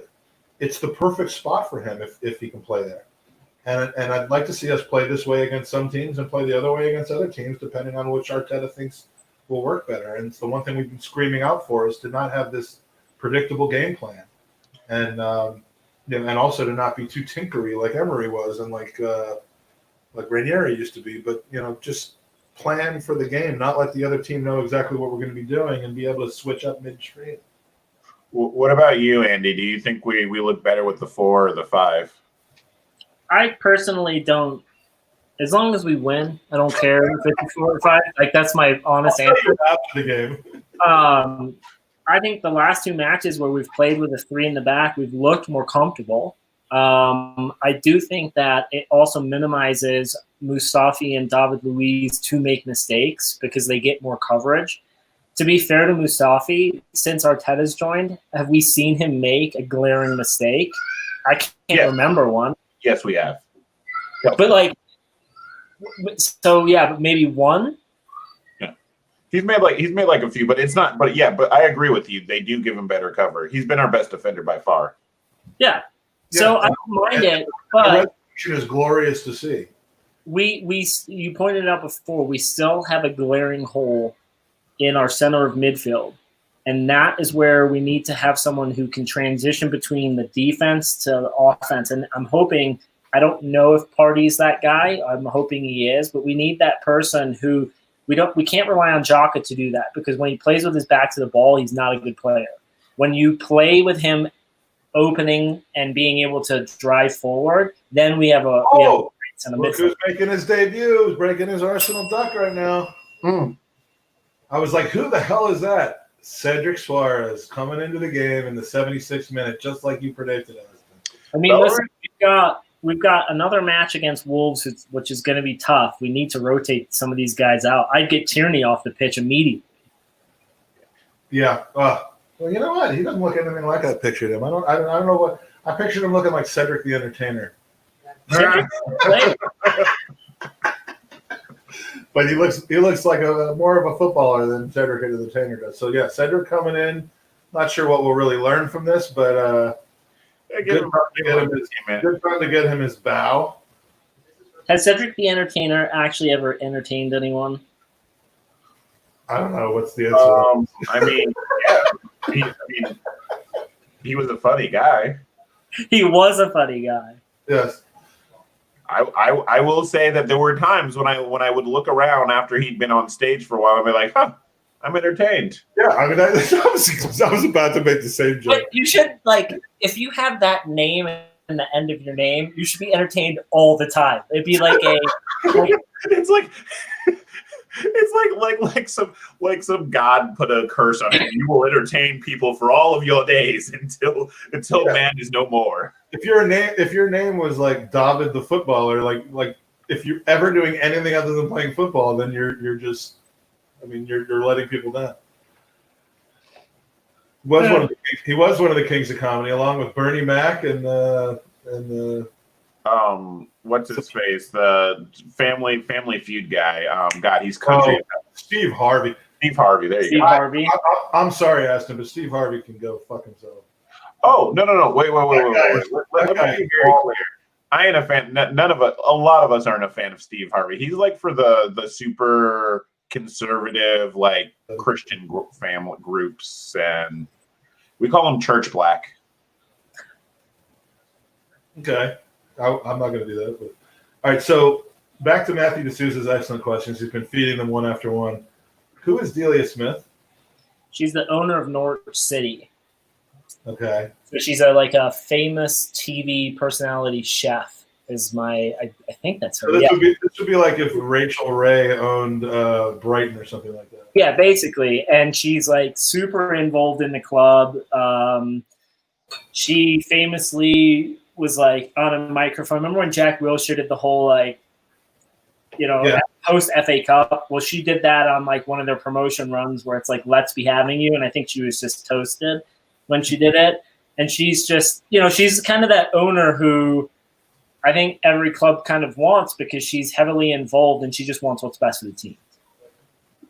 Yeah, but by the same token, she can't be possibly pouring too much money into the team, which is what everyone, quote unquote, wants as well. I mean, But look at the team she owns. It's Norwich City. It's not like they can afford to buy, for them. I think I did a quiz with some buddies, and one of the questions was what teams have been promoted and relegated the most from the Premier League, and they're in like the top 3. So I think for them, their whole existence is just survival of the Premiership or getting promoted.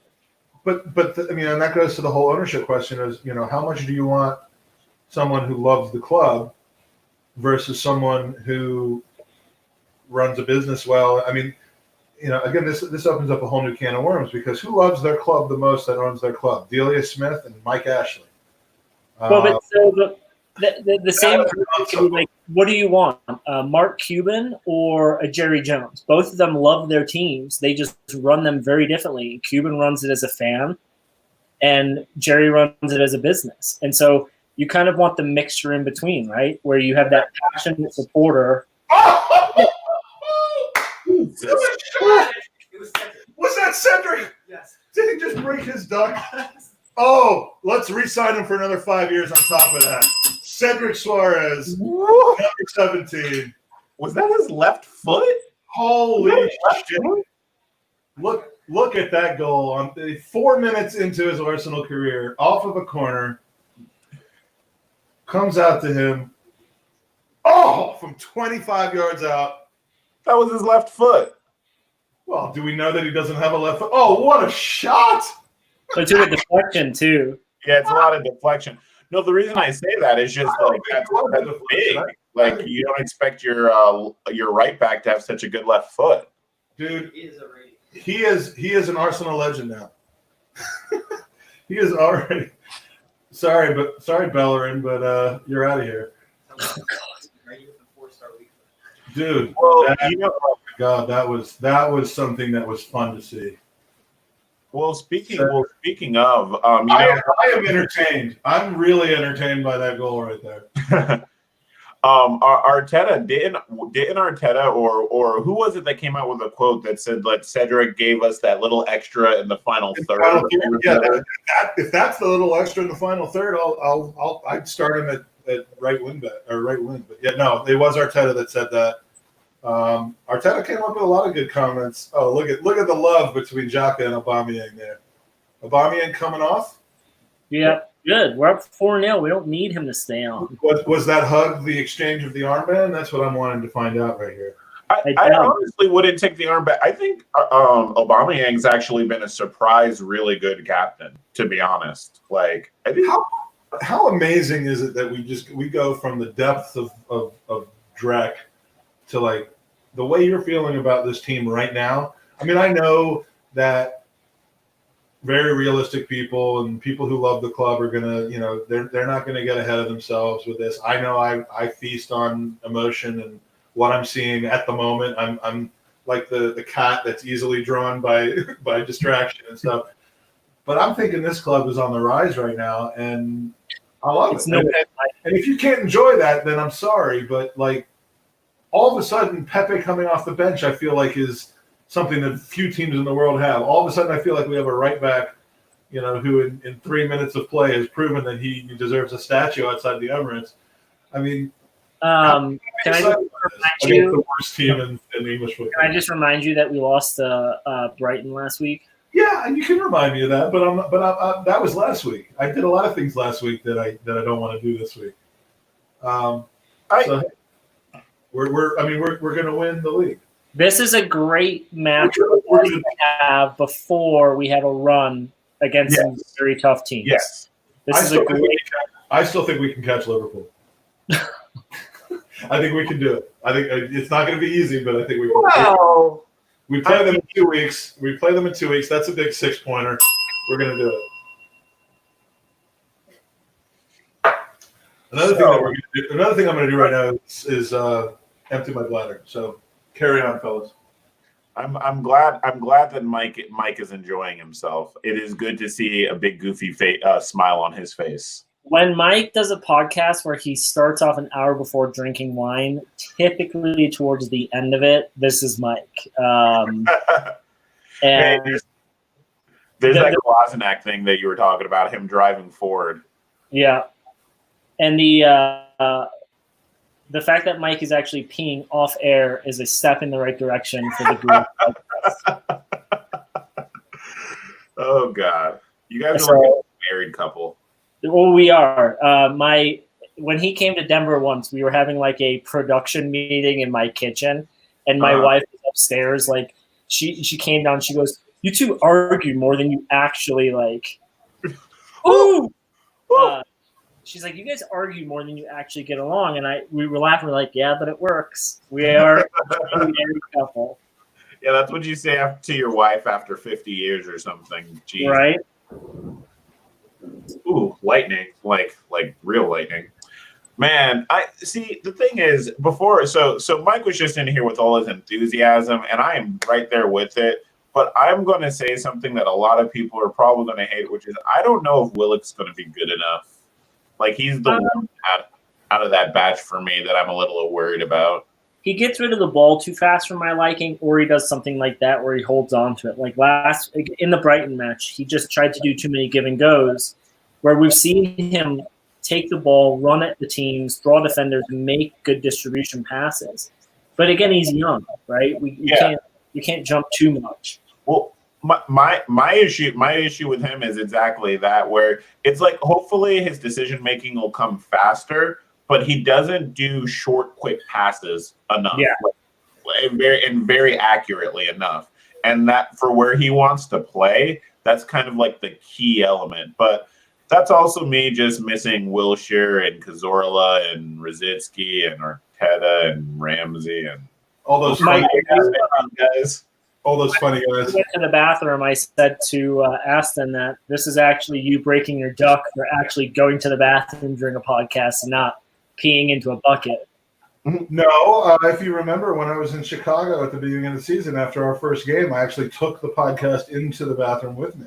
See, That's the kind of incredible class that you bring to this cast. I brought my computer into the bathroom at the Chicago Marriott when we had Danny on with us, I believe. We are just rampant right now.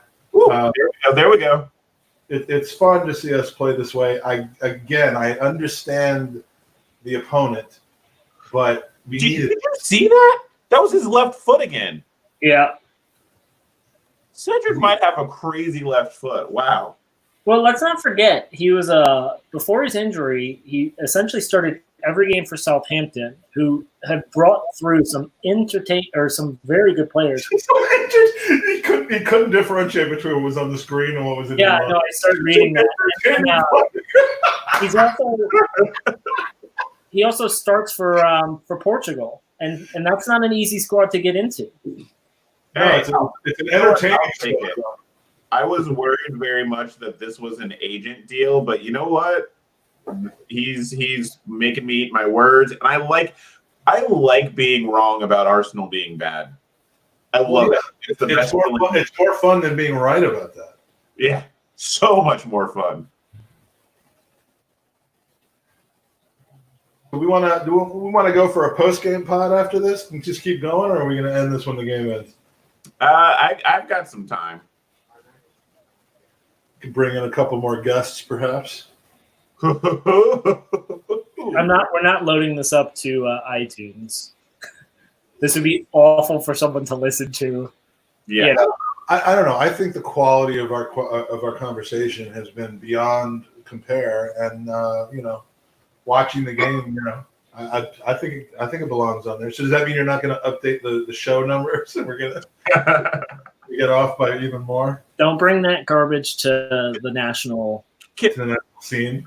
Can I ask you guys something? Behind the curtain. Hey, is it possible to not smile when Aubameyang smiles? I think scientifically it isn't. Oh, here we go. Shoot it. It is infectious.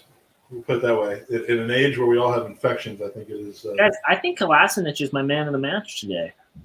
Kolasinac has been doing, but at the same time, remember they haven't been putting a lot of pressure on him. Like him going this far forward might be an issue.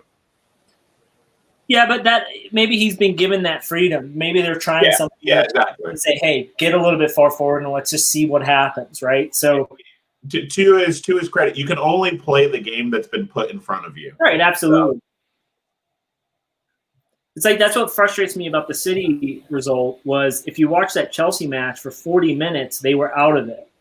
Yeah. But they had the mental strength to remain in the match by just being patient and taking their opportunities. Oh, geez. And they knew they couldn't play City for what City do, and they still won. And that's what Arsenal need to do. I think Arteta got the tactics wrong for that match. Are you seeing these this dude's delivery is out of control? All right, rank your favorite first 10 minutes with the club of any player in the history of Arsenal right now. Is Cedric at the top? No. Okay.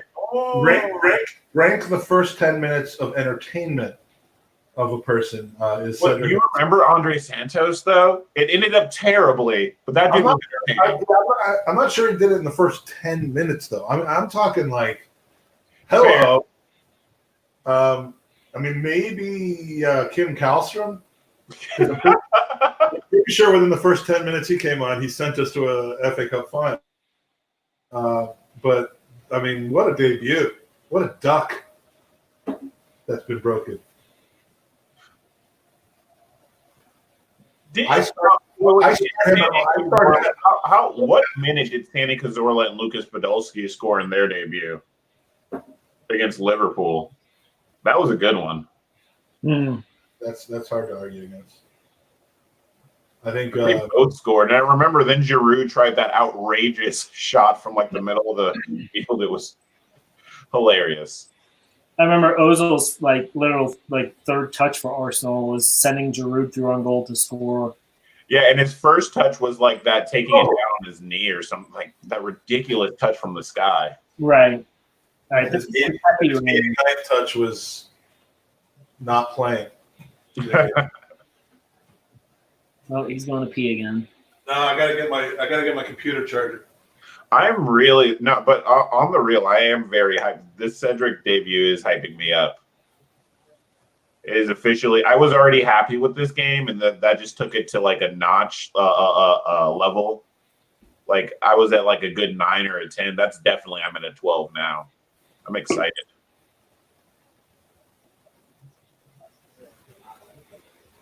Does this move us from 10th to 9th? Something like that. How do you feel about the games coming up? Do you think we're going to get something out of the Tottenham game? Probably not. Really? No. This team isn't good enough. We need one or two pieces to fall, I think. And Tottenham are just playing well at the moment. Yeah. That's not. It's just the issue with the team is just the midfield. If we could just, I swear to God, we could just shore that up, because it's like that thing where I'm like, man, if we say that, but it's a it's a North London derby, and then you have like Aubameyang in your team. Like you always feel good about that. But on the flip side of that, so I don't know what version of the midfield we're going to get. Like we have this Jekyll and Hyde thing. Yeah. Well, another clean sheet, another 3 points. Whew. How many? You look at the number of clean sheets we've had under Arteta versus like the previous seasons. I think we're up to 7 or 8 now out of maybe 20 games. Which is crazy because remember Emery's first run when we did that like unbeaten run, and he didn't get any clean sheets. It was always we were just outscoring the fuck out of the other teams. You know what I mean? And it's so crazy to see Arteta come in and get the exact opposite reaction by like just having all these clean sheets pile up in a row. You know? So when did he take over for the club? Right before Boxing Day. Yeah. The first game was Bournemouth on Boxing Day, which he was kind of watching from the stands a little bit, and then his first true, or that was maybe the first game where he was behind the bench, maybe the game before that, and then his first true game in charge of the club was Chelsea on the 29th, which we know how that went. His second game was Manchester United, which was the only, maybe now the first of 2 complete games we played all season. So we've had 9 clean sheets since he's arrived. Outstanding. You can't ignore that. I don't care who we're playing, but 9 clean sheets out of maybe 20 games. I think it's pretty undeniable, and I also think that it's crazy that he's able to get that level of consistency while still obviously tinkering with the team. That's something. So we're 7th now, according to Jeffrey Weiner. The 7th gets you into like qualification for the Europa League, because I can't wait to go to like. Do we want that though? Like that's the question. Is like, and that's one of the questions we were asked earlier, which is from Matt: do we believe that no European football next season will benefit us? I think this is almost won Liverpool the title. It comes down to one thing and one thing only. It comes down to whether we commit to trying to get back or not. Well, that's the thing. Like Liverpool and Chelsea both missed out in European football, and they both rebounded quickly. You have to have an ownership group who are confident in the manager and the board to say, let's go ahead and give them some time. I would be okay not having European football for 1 or 2 seasons, but you're going to lose some of your players. Chelsea, on the other hand, were able to pay a shit ton of money, and they rebounded very quickly. Chelsea's issue and Liverpool's issues were different. Liverpool was just like they were kind of in a transitionary period where Suarez was playing with them, but he was on his way out. Gerrard was retiring, and Klopp had just started, and they finished 8th, and they rebounded because they rebooted. Chelsea, the only reason that they were out of Europe is because the team gave up on Jose Mourinho. And as soon as they replaced him, they became the champions that they became the next season. They already had the squad like that. With us, we've heard Josh say we're a Champions League on a Europa League. We're a Europa League team on a Champions League budget. Well, if we become a mid-table team on a Champions League budget, are they going to keep trying, or are they just going to change the budget to be a mid-table team? And we start seeing guys go out without being replaced, by anyone other than youth. And if the youth doesn't work out, then we remain a mid-table team. That's my concern. It isn't about playing in Europe. It's about whether we really just lay it all out on the line to get back. And you'd think that the Kroenke family would want to get back to where we're earning that money again and do whatever it takes to get there. I think that every Arsenal fan, and this is why there's so much anxiety in your voice, Mike, is that I think all of us kind of recognize we've definitely hit, this is the lowest we've been in a while, but we also recognize that this is also, Arsenal is strangely positioned to be the best team to go into a rebuilding. Like of all the rebuilding phases going on all around us, we have a youth squad that we all know like that we can all see. Like if we play 21 and under, we'd walk the league. You know what I'm saying? So we have the tools to really claw our way right back to the top. It's all laid out for us. We have a great striker. We have a great youth squad. We have a brand new coach with progressive ideas. But it's also that anxiety of we're Arsenal, so it's very likely to go the way of mediocrity, the way that you're describing, Mike, where it's like we don't back the manager. We don't supplement this youth squad with seasoned players that are proven to kind of do something. We don't make the real investments into the squad to take it to the next level. But if we wanted to, we are absolutely in a great position to be a vehicle to that next level. But it's up to I'm going to disagree here because the last, well, you can include Manchester United in this, probably a little less, but Chelsea, well, maybe Leicester. No, because they bought a lot of their players. The last 4 teams to have won the title have not done it with youth. Oh, I wasn't saying to like they're going to win the title with youth. I'm saying that our rebuilding phase is made easier because we have good youth prospects. You need to buy players to even go anywhere near the league, let's be honest. But I'm saying, like, if you, instead of having to buy squad players, we have a lot of squad players right now that we just need to put on top of that superstars. Yeah. Look, our next 5 games are fucking tough. Yeah. Right? And let's loop in John here because he's here. But we have Wolves, Leicester, Tottenham, City. I mean, come on, like, John, are we going to beat Wolves 5-1 or what? By the way, welcome to Miami, John, who's restarting the 305 podcast. Already talked to some people about getting it, so it's happening. Nice, John. Meet Aston. Aston, also in Florida, in Orlando. wait, did someone take your 305 podcast away from you? Please don't take my podcast away. Of course not. He took it away from himself. I took it. Yeah, Tom took it away from me. God damn it, Tom. That son of a. All right, so welcome back. Canton. Welcome back, and tell us what you thought, and tell us what your podcast is up to these days. Because nothing right now. Yeah, no, actually, it's every single time. I swear. Hey, that game was good. I didn't expect much, but hey, Did I do us a favor by both wearing this, which is you did it, and also predicting us to drop points? I did my job. What did you do? I drank beer and watched. That works. Yeah, it worked pretty well. I mean, Cedric, that was a great. You couldn't have asked for a better debut from him, huh? We were just talking amongst the three of us. Rank the first 10 minutes of every Arsenal player's career, and where does Cedric's fall? I mean, it's got to be at or near the top. I mean, I don't think you get much better than that, especially from a player who's has like a defensive background. I know Ted Drake scored 9 goals in his first 10 minutes with the club, but that was back in the 1940s, 30s, and 40s. So yeah, it has to be up there.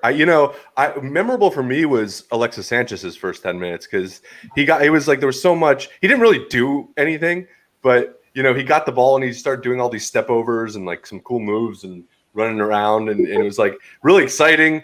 So you're gauging the debut by the number of step overs. No, I'm gauging Alexis's debut by the number of step overs. Okay. So he had a pretty fun debut, but in terms of actual contribution, you can't really compare. So Cedric it's got to be one of the best, right?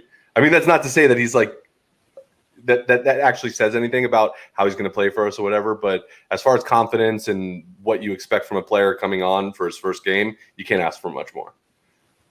No, I mean, holy shit!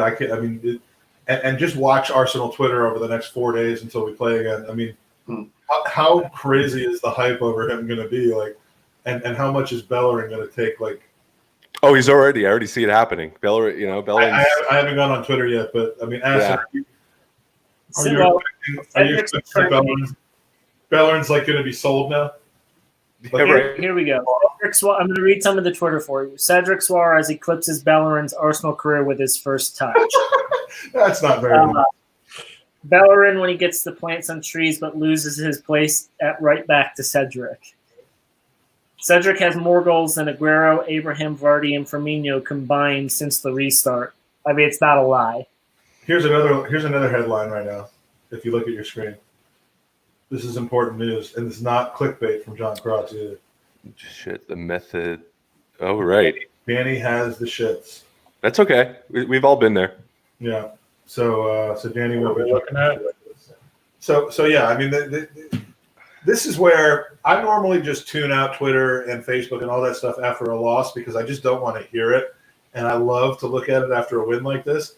But now you've gotten me a little worried because because I don't want to hear this kind of shit about Bellerin. He hasn't done anything wrong. Well, that's I guess maybe debatable that he hasn't done it. He hasn't done it a lot right. Let's put it that way. Well, But I think that just writing him off now, just because Cedric had a good 10 minutes, is definitely a little premature. I agree. I mean, it's funny if it's meant to be funny, but if it's like, I mean, but with some people, they're not trying to be funny. They're not, For sure. They're not being facetious or sarcastic or salacious or whatever. I'm just trying to show my vocabulary off at this point. They're not doing that. They're actually meaning that, which is just pathetic. Yeah. But you can't beat a team by much more than 4-0. I mean, Well, you they're can. higher- They're larger numbers. It's Is possible. that the argument? I mean, I know Matt. He has a limited ability to count sometimes. I mean, I use base 4, so I don't know about 5 or 6. It goes 1, 2, 3, 4, 2, 2, 3, 4, 3, 2, 3, 4, right? Exactly. Yeah. And for all the people, granted, that was a great intro to Cedric there. Don't forget that the person he replaced was Bellerin, who was playing during the majority of that 4-0 win. Well, and also, actually, you may bring up a good point. Bellerin's been playing a lot of football recently, like 90 minutes straight, so that's something as well to take into consideration. But there were things that I saw from Cedric that I haven't seen from Bellerin, like the crossing and stuff like that. So, and two-footedness. Looks like Cedric's got a bit of a left foot on him, which is, good. That was the first thing I noticed was that delivery. That delivery is out of control good. Yeah. So, I mean, let's save this clip for like April of 2022 when Cedric has neither scored nor assisted another goal. That's the way it goes, though, right? That's how it always happens. so I want to go to Xhaka getting the armband again. Did he? Are we sure about that? Yes. Well, Very Tom sure. Clanton is saying it happened. So, and Tom is the man in the know. And so, but apparently, Lacazette gave Xhaka the armband at the weekend as well. So, I thought it was maybe Bellerin. I thought Bellerin was the vice captain. Either way, is all forgiven. Probably not with the fans, but internally, the players probably don't give a shit what Xhaka did. All was never not forgiven with the players. It's the fans, and if you're going to go to a fan who was chippy about what Xhaka did, you've come to the right place with me, and I think he should probably have the armband at this point. And I've come around on that. I mean, you can't argue with how things are going with him in the squad at this moment. I mean, that was posted a couple of weeks ago about the games he's played and what the results have been in the games he hasn't played. I looked at it initially as being kind of like, a good way of framing what you want to your narrative, but it's getting harder to ignore. And as the games go by, and just watching what happened when he received the armband today, you just see a look in people's eyes. He is the leader of this team, and I think he needs to get a little bit thicker skin when it comes to social media. And he will. But there was a moment in the match where I think Ceballos got tackled and Lacazette went in, which we all keep asking for players to do. And Xhaka walked over and waved his finger, and Laka immediately walked away.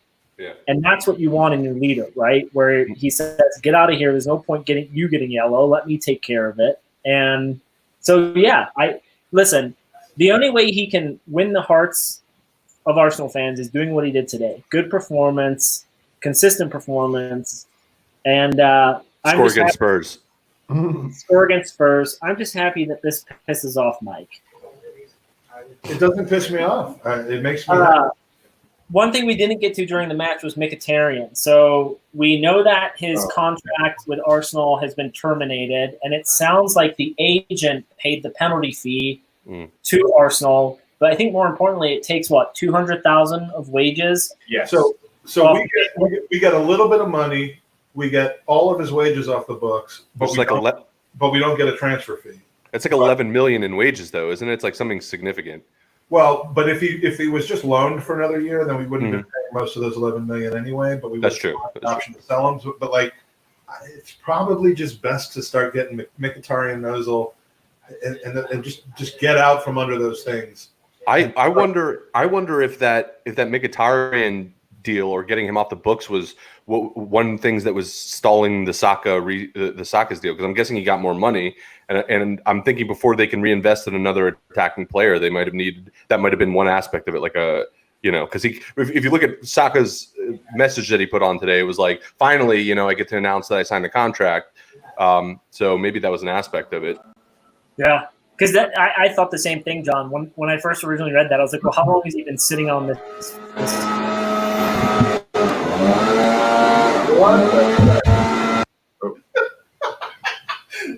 John's wife has decided to mow the carpet in their house. No, I think she's kicked the vibrator into high gear. Yeah, you weren't supposed to hear that, all right? That's why we invite him on the pod.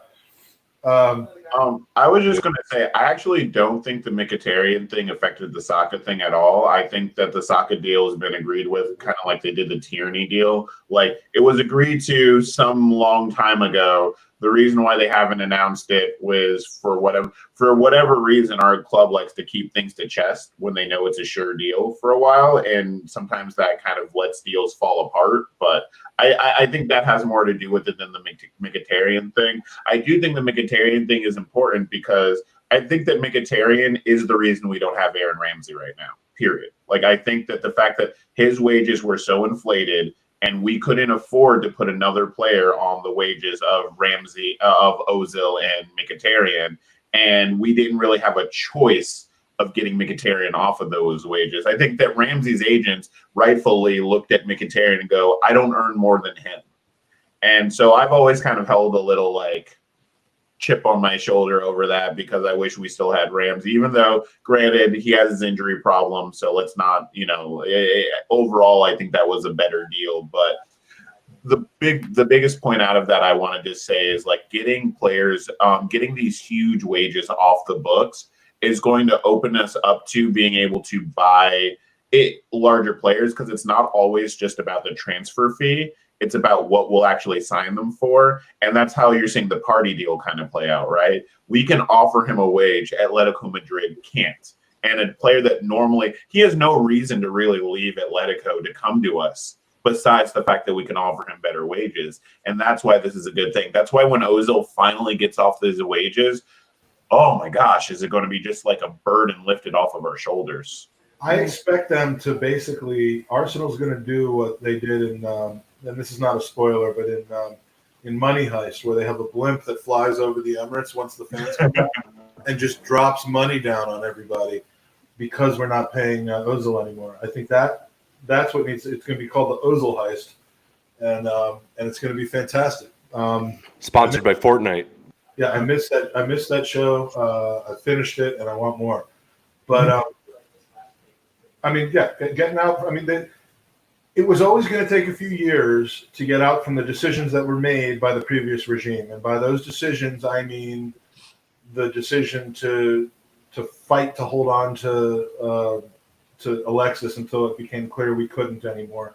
The decision to override the previous deal with Ramsey. The decision to give these guys extra. Per Mertesacker and Santi Cazorla, give them a contract to not play for an entire year. So many bad decisions made, some of which were short-term, some of which really sunk us longer, like Ozil's deal. But we're almost out of those. And as much as people seem to want to slate Raul and worry, rightfully so, I think, about us being a little too cozy with a very few number of agents, We're not playing ball the same way that we used to play. The San Etienne thing is an example of that. We have not let Saka get into the final year of his deal now. We were worried about that, but we didn't. After Ozil's gone, after Ramsey now is gone, after all those other people are gone, our wage bill looks a completely different thing. And do we have the ability to sign players not without worrying about the transfer fee because we don't have our wages tied up anymore? Well, I like the fact that we're doing, like you said, we're stepping outside of the normal for Arsenal. I mean, to allow Mkhitaryan to leave, so obviously we're in a chat group where some texts are exchanged and you never know what's true. But one individual in there said the Mkhitaryan deal is done. The Saka deal is done. And this was all hours before it became national news. The next thing he said was tomorrow we're going to hear Martinelli's extended. So maybe that's true, maybe it's not. But then he offered up the information that Ozil has been offered money to leave the club. And I know that we've talked about it a little bit in our text group. And it's just, if this is true, we are seeing that our wage packet is the problem. We've known our wage packet is the problem. We're moving Mkhitaryan and Ozil. That's 500,000, if not more, a fucking week that we're going to remove. You could bring in 2 or 3 great players, and I have to agree with what a lot of the experts are saying. We're not going to see huge transfer fees this summer. I think a lot of deals will be done, but we're not going to see big transfer fees. So you're going to have to see the weekly wage packets probably get a little higher. And if we can off those 2 players and maybe bring in 1 or 2, give Laka or Alba a little bit of a bump in their pay and keep them on for a couple more years, I'm good with it. Even though we did just see 72 million for our tour going to Juve. But you know what though? He's an up and coming Brazilian player. They're going to make a lot of that back on the shirts they sell. But the way that those clubs do business with each other. They sent him a 29-year-old player who's 29. He's 30. That's such a bad deal for Barcelona. Yeah, they stole that dude. Yeah. Basically, first of all, Pjanic and Arthur are basically the same, similar kind of players. So they exchanged a like-for-like player for free. One of them's 30.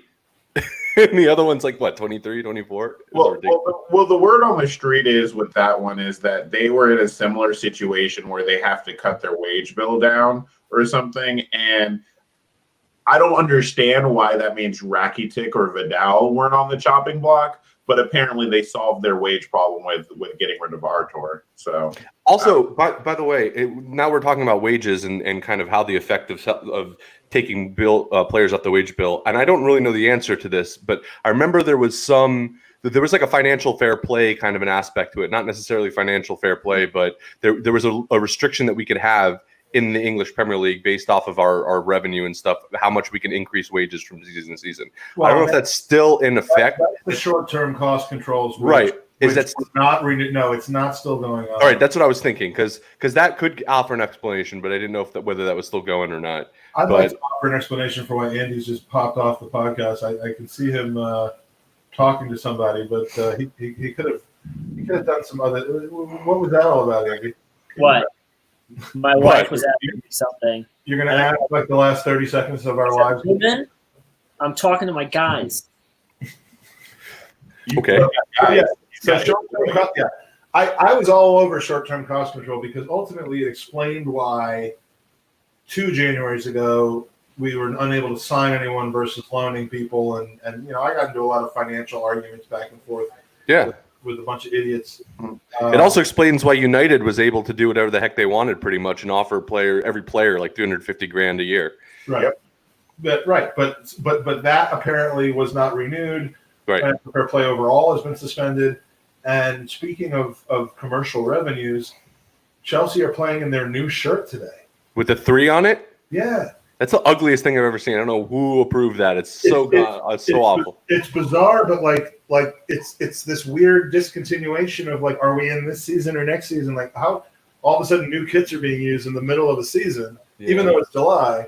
The best was their press release they had on the website where they said that Chelsea was the most stylish club in London. Right. Okay. Okay. That's like saying I'm the most stylish person in America. I mean, that's just not going to happen. So Well, that's a bad example because you no one's are, gonna but buy that. Well, So I have a buddy who works as a purchasing agent for a distribution company, a soccer distribution company, and he said that he essentially what they'll do is they'll send out images of all of the shirts so you know what you're buying. Mhm. And he said like the Juventus third kit next year kit. So we're excited for that. did not hear a word of that. Did his internet suck while he was saying that? Because we didn't really. Yeah, that went out, bro. I was really excited to hear what you had to say too, and it just did not pan out. So what's happening with the Juventus kit? You don't, After I said you don't it, have to get that hurt feeling look on your face. You just say it again. after I had said it, I like figured it wasn't that interesting, and that's why you guys respond. So how bad is the Juventus kit going to be next season? What are we looking at? He just said it's one of the most awful football kits he's ever seen, and this is including like all of those '90s kits, from the World Cup with just teams that were just like, remember the old goalie kits? Yeah, where they were just like, all right, who does the most cocaine here? All right, you design the goalie kits. He said It's the 80s. Screw it. Said it's on par with that. So Piemonte Calcio is going to have a shitty jersey next year. Then. Chesney will too, apparently. So did our New Jersey get leaked? Our second and third kits did. Ours, if that's the kit, it sucks. The away kit? You don't like I don't like the home kit. You don't like the. How do you feel about the white kit with the blood all over it, or the marble all over it? I don't get it. It's like finally we get Adidas, and then they're like, let's just see how badly we can screw this up because why not? I'm in some chats with people who like they'll post a picture of some concept kit, and it's always better. Well, but 9 out of the 10 people will be like, "Oh, that's fire," or "Oh, I hate that," and I'm like. I'm the opposite. I'm like, am I bad? I know that I have no sense of style or anything like that, but like everyone just has the same immediate opinion about these things. I think that away kit is interesting. I mean, look, I do like the tradition. And let me take a look at the away kit. Can you pretty cool looking thing with the marble on it? Mike, I'm talking about the. Is this the blood one I'm looking at right now? That's what you're talking about? Yeah. I mean, what is that? Blood. It's like marble. Oh God, no! It looks like a warm-up kit. Yeah, it looks like blood. So if I wear that next season, you guys aren't going to be my friends anymore. Is that what I'm hearing? I think that if you wear that, it's just going to be a little easier for. I don't know. That's just make sure you're not walking anywhere where there's like predators or anything because it literally just looks like raw meat. It looks like a raw meat kit. Well, I thought you said creditors, like people who I owe money to. Yeah, I don't know about creditors, but like, John, I'm going to hire you to help me with those creditors. I got you. Wait, what is? I'm not a fan. You have the same mic as I do, I think. Is that the what is it? The no, maybe not. Oh no, it is. No, it is. It's just I have this thing on it. Mic. What mic do you have, Aston? No, I'm just using my webcam. It's mic. Aston's a professional podcaster, so he has only the best equipment. There you go. Hey, I'll be getting an upgrade in the next week or so. Actually, Andy spent all his microphone money on a haircut. I just want to know if John's dildo was gas powered or electric because that had some get up and go. Both. Yeah, It's a hybrid. he takes it to the Tesla station to get it supercharged. Yep. Got to go big or go home, I guess. Standing there. Next to this, like Karen with a Prius or something, and he's just standing there charging his huge. I love the whole Karen thing. I mean, like, how bad is it to be named Karen at this point? God forbid they have like a mic. Surprising to me. I would change my name. Chelsea are 5 minutes into this match and it's still 0-0. Yeah, have you heard from your dad yet? Is he excited? Is he winning? Is he excited? No, he's not excited. I doubt it.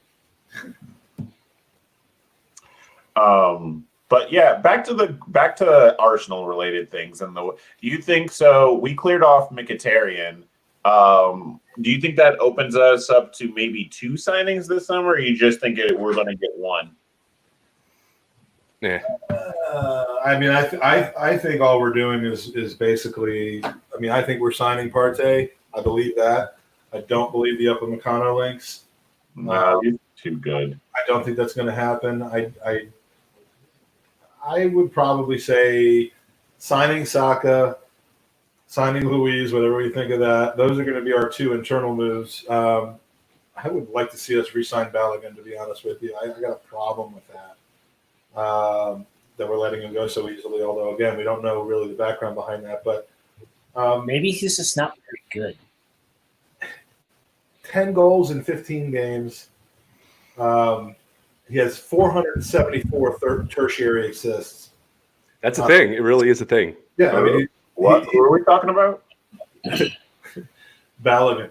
I don't think that we're going to have a bunch of new names in the squad next season. I think what we'll have is potentially a move towards Arteta's desired players with room to improve once we start showing some improvement.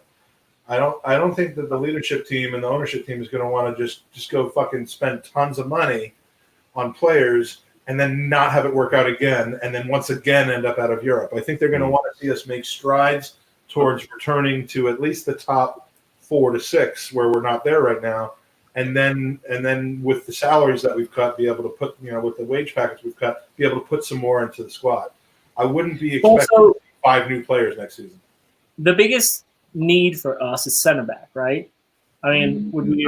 I would say a defensive midfielder still. Yeah, Okay, that but one. so I want to go to Saliba quick because obviously I don't watch feeder league football. I just watch the greatest Premier League, league in the world. But are we going to be happy? You don't watch Las Palmas against Getafe? No, I don't watch the Spanish banks versus the rest of the league. But is he going to be good enough to walk into our starting lineup, or is he going to rotate in? I mean, no. He's actually good to go right now. Good Partey? No. Saliba. Oh, yeah. Yeah, no, Saliba. No. I've actually watching a lot of him. So here's the thing that he has a lot of what we I don't know how to explain it, but he can run with the ball with such a power to him that makes him very good at transitioning out of that back 4. I think he actually walks into our team, besides maybe David Luiz and his crazy extravagant passes, as the best passer of the ball out of any of our center backs right now. Period. Yeah. And it's not close. He's definitely a physical player, which I think that we've missed in a defender since Koscielny, an athletic defender. Socrates is physical in a different kind of way, I think. But for a 19-year-old, for a 19-year-old, his stature and I can see him holding off the ball and basically shoving players off. I've seen him do, and it's really athleticism. You could tell that he's an athletic kid, and that's not something we've had in a central defender for a while. Now, is he going to duck on corners and free kicks like Koscielny? I mean, that's a little bit of he didn't always do that. He would do it, He did enough, John, as a center back. He did it enough. You know what's enough for me? Once. Okay, fair. I can't argue with that. If he ducks away from balls and ends up being the best center back in the league, like Koscielny was for a year, I'm okay with that. And I think that when you're looking at our other partnership, because center back's all about partnership, right?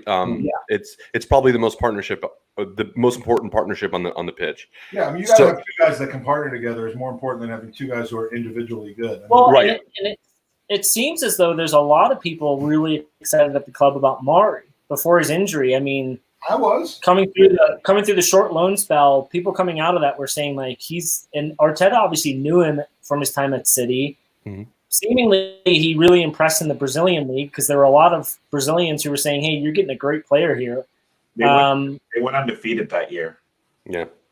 Yeah. I wonder how much of it is actually because how good of a player he is, and how much of it just because his name wasn't Mustafi, Socrates, or David Luiz. But I think you know what? For me, Mustafi, I would welcome him next season. I think he's. I don't think he should be a starter, but I'm happy to have him in our squad if he continues to play the way he's playing. If we go into next season, we're about to bring in a fifth person to this stream. Center Joe, If we had, I'm about to talk about 5 center backs, and I'm going to talk about us. If we have Saliba, Holding, Luiz, Mari, Socrates.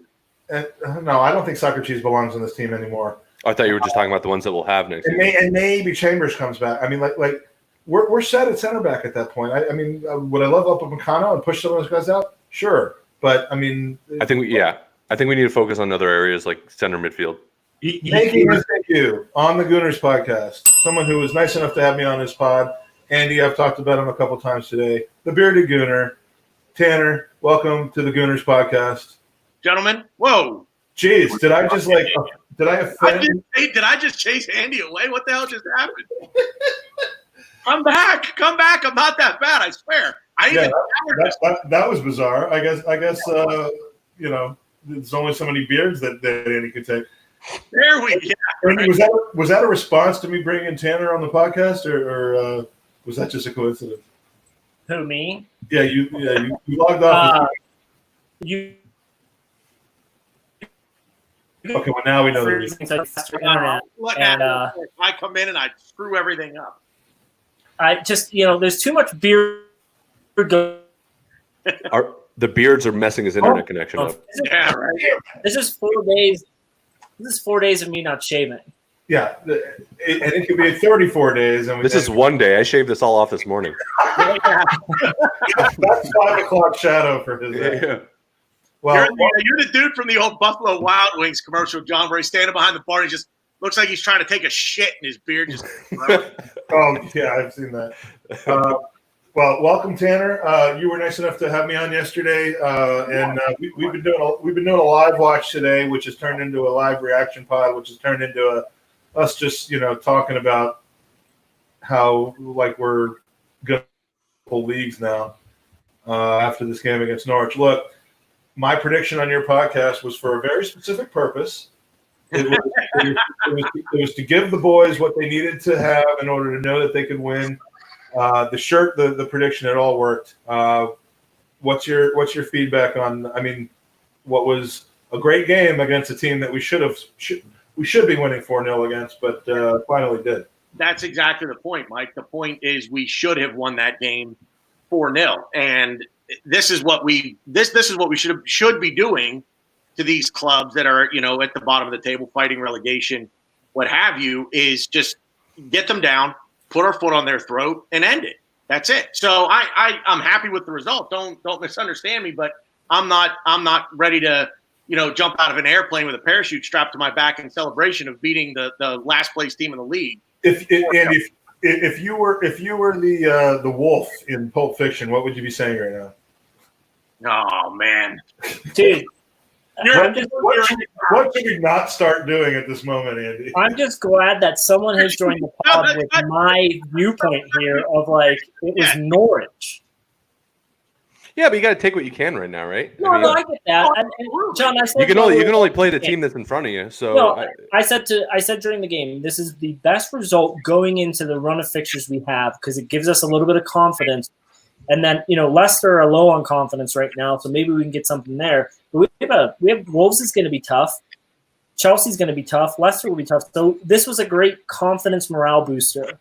But I'm not buying into the whole Cedric's going to be Ballon d'Or winner and that we are the greatest. I mean, team. but does anyone legitimately think that? Does anyone? So two things: does anyone actually think that? And two, the people who do think that should they be taken seriously? Well, I'm not looking to be taken seriously. People that think what? They think that Cedric is going to win the Ballon d'Or, just because he had 10 minutes, good 10 minutes against Norwich. Okay, besides Mike. Hey, John, you know what I think about that? Yeah, I know exactly. Hey, Mike, I know you'll appreciate this comment, but who else pulled off? It was in a different sport, but who else pulled off something like Cedric pulled off today? First goal, first shift, First shot.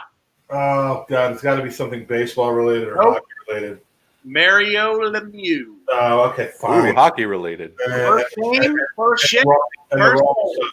Look, we're not going to talk about the So Penguins. basically, Cedric is the Mario Lemieux of right backs. That's what you're Right saying. now he is. Right All now. right, I'll take that. Hey, if that's true, I mean, I was gonna say there could be worse comparisons, right? There are far worse comparisons. If I'm known for one thing, it's for being hot, bald, Jewish, fat, that's like 7 things. sweaty, punching above Non-organic. and getting very excited about players who have 10 minutes of good play. Those are the one, that's all the one thing that I'm known for. And, In that case, you're perfect as an Arsenal fan. yeah. Look, you want that? You want someone that bitches constantly, who takes the Cedric Suarez thing and turns it into a negative about Hector Bellerin. Is that what you want? Yeah, No, absolutely not. Those are also the worst. Can we just agree that extreme people on both sides are also the worst? Let him be Absolutely. happy. Look. Let the man be happy. I'm with Aston on this one. He had a great game. He had a great. Probably cannot write a better debut for the guy. And that's it. Let's just enjoy that. Hopefully, give him some confidence, and we can have a good player because Bellerin's been struggling a bit. It has to be. Who are we going to sell? Is it going to be Bellerin or Maitland-Niles?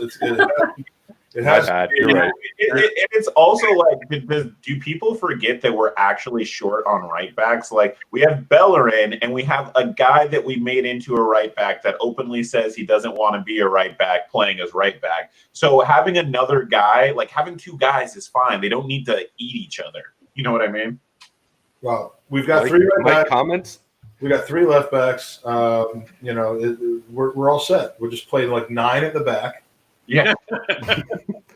Still, we're supposed to be in for another winger too. Apparently, 9 at the back and then Abba. I mean, and I think that we're good. I mean, that's my tactical idea.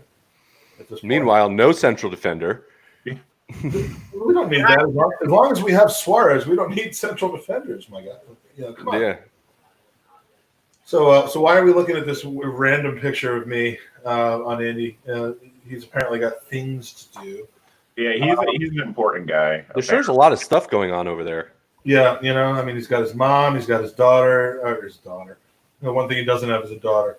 He's got his mom, he's got his son, he's got everything. Danny's got methotrexate shit, so I'm sure he's So, Wolves, Saturday or Sunday? Saturday, 12:30. Saturday, 12:30 Eastern time. That would be 5. That's a nice time for a game. You can actually have a few hours of drinking prior to the game on the East Coast. Or just start Friday night and not stop. That's another thing you can do. That's what I do anyway. I'm sure the Ars Bros, I haven't seen it, but I'm sure the Ars Bros, whatever it was this morning was a shit show. But predictions for Wolves. They're still good, right? Yeah. Annoyingly. Aston, what do you expect out of that game? And as you talk, I'm gonna do a natural thing that happens when your bladder gets full. So that game's going to be a little weird. That game's a little rough because it's a game that I would ask Guendouzi to be in, but we've been having current attitude problems with him. And the reason being is they've got a very, very rough and tumble midfield, and Arsenal has famously a soft belly. Ceballos, I really liked what he did today, but at the same time, asking him to do a job against Wolves is going to be asking a lot, I think. But at the same time, I don't know if Guendouzi is the guy because he has so many other shortcomings. And we've seen Jacques and Guendouzi in the middle before, and that has not been inspiring.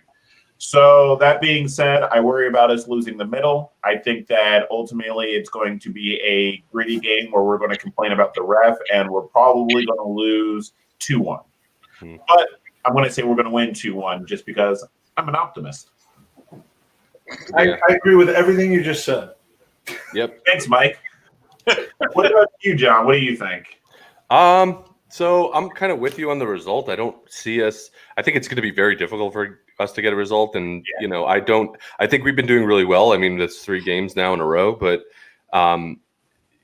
it's going to be a difficult one. And the Wolves are very, very, very well drilled and very compact and hard to break down at times. Plus, they offer a lot of goal threats. And I think that these games that we've had recently have been good, but I don't think Norwich. I don't think I don't think these teams have really been testing us from an attack perspective very much. So. I take what we've done recently with a grain of salt, and I think that this next run of fixtures is going to be the most important thing to determine. Like, let's see where we are and what but we kind of know where we are, to be fair. But let's just see whether these last run of games have just been because let me back up a little bit, because if you think about not the last one that we had, where we basically got it from the skin of our teeth, some crazy decisions with VAR in the FA Cup, probably lucky to be in the semifinal right now. Against a team that's not going to be as good as Wolves. So that kind of a result and that kind of a performance, even though we did end up winning the game, is very concerning. So look, if Cedric is going to come in and put in a shift, then it's perfect timing, right? Because we definitely want to be a little bit more balanced, especially on how we're going to approach our attack, because they are, like I said, well drilled. So it's a little concerning. I don't see us winning this one, going back to what I was saying originally. So I agree with Aston there. But I'm going to go with 2-1 Arsenal as well. I'm going to concur with you. Wait, the bearded gooner. So one of the things that John hit on there is that we haven't really been tested. I think that comes down to a lack of people applying a lot of pressure to us in the midfield, which I think Wolves do very well. How do you think we'll handle that?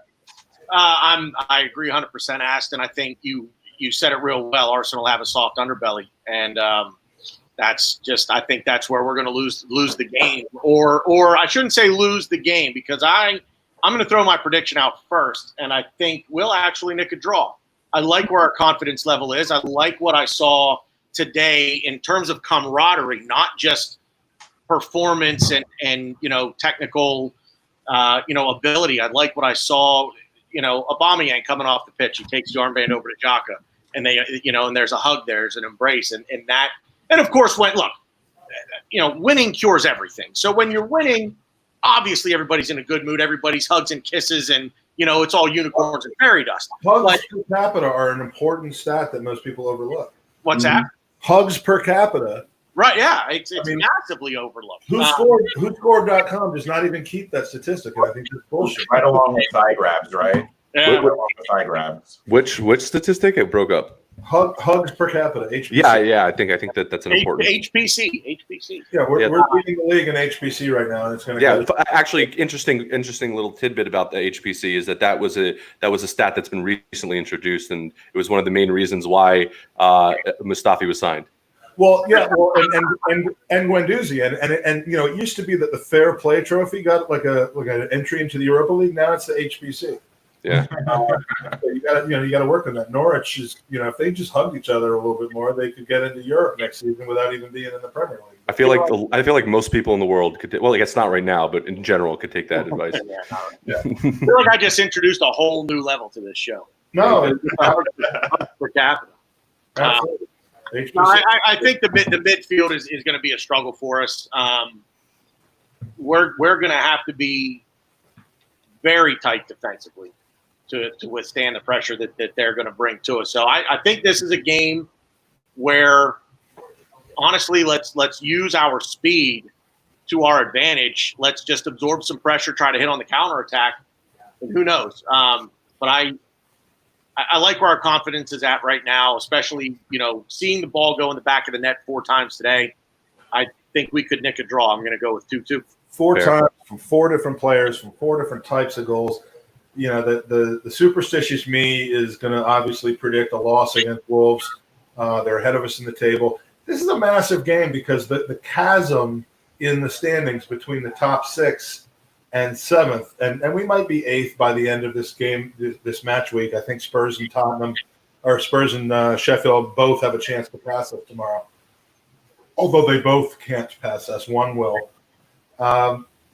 The chasm between those next steps is there's about a 6 or 7 point spread, and we've got to get a result out of this, or we won't be in trouble. The realistic side of me thinks that we could get a result up there, and would a draw be good enough? Probably won't be good enough to make Europe, but going into the run of play that we have, the run of matches that we have, but how good would a win up at Wolves at this point be? And I don't see it as an impossibility. So, but Mike, that kind of brings us back to a topic we talked about earlier. We didn't really get an answer out of you. Do you forego Europe next season, or do you say, hey, let's go for it, let's try to get that spot? I gave a conditional answer because I believe that it depends on what Arsenal does with that. From a perspective of playing once a week and focusing on one competition, maybe two if you include the FA Cup. From that perspective, I'm fine not being in Europe. I love the Wednesday and Thursday games. Wednesday more than Thursday. I like that. The element of it when I'm able to travel to Europe, I love to go to Europe for away games and stuff. But for us getting back to where we need to be, a year off wouldn't be the end of the world. I worry though that with 3 straight years of not having Champions League money, and then 1 and possibly more years of not having Europa League money, that they'll say, well, we didn't qualify for Europe, so we can't buy Partey, or we can't buy Upamecano, and we'll just, maybe we'll see our youth, and maybe it'll be a great success, but it has more likelihood to be failure. So I don't have a straight answer of do I want Europe or do I not want Europe. I don't want Europe if I think that we'll spend the money to get back. Otherwise, I think we have a deep enough squad that you can play in Europe without it costing us. And we can actually see some of our younger players. We could see Balogun play if he would resign with us. You can see, guys who are, Reece Nelson get all of the time instead of just the spot start. And I'm fine with that.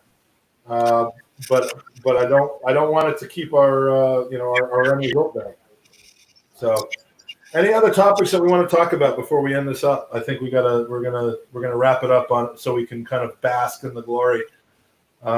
Anything else come out of today's game that anyone wants to speak about? Who's the handsomest manager in Premier League? It's got to be Arteta, right? Oh my God! I mean, by far. I mean, Mike, your reaction was tremendous. Now well, we've talked about this. I mean, it was Wenger, now it's Arteta. I'm staring at Frank Lampard on my television screen right now, and I would not even come close to licking any part of his body. Whereas, whoa, settle down. That is the litmus test. It is the litmus. It's the litmus test. And yeah, I mean, Slaven Bilic, no, even though he's not in the Premier League anymore. I'm not gonna, What about Klopp? Have you just looked at his teeth lately? I thought he got him done. Yeah, his teeth look great. Have you looked at his teeth recently? I'm not looking any part of a dude that has teeth like that. He got like a Tekashi 6ix9ine thing going on. Well, I haven't looked that closely at his mouth, but look, I mean, there's some, and I'm not claiming I'm perfect with it, but there's some grooming issues there, and therefore no.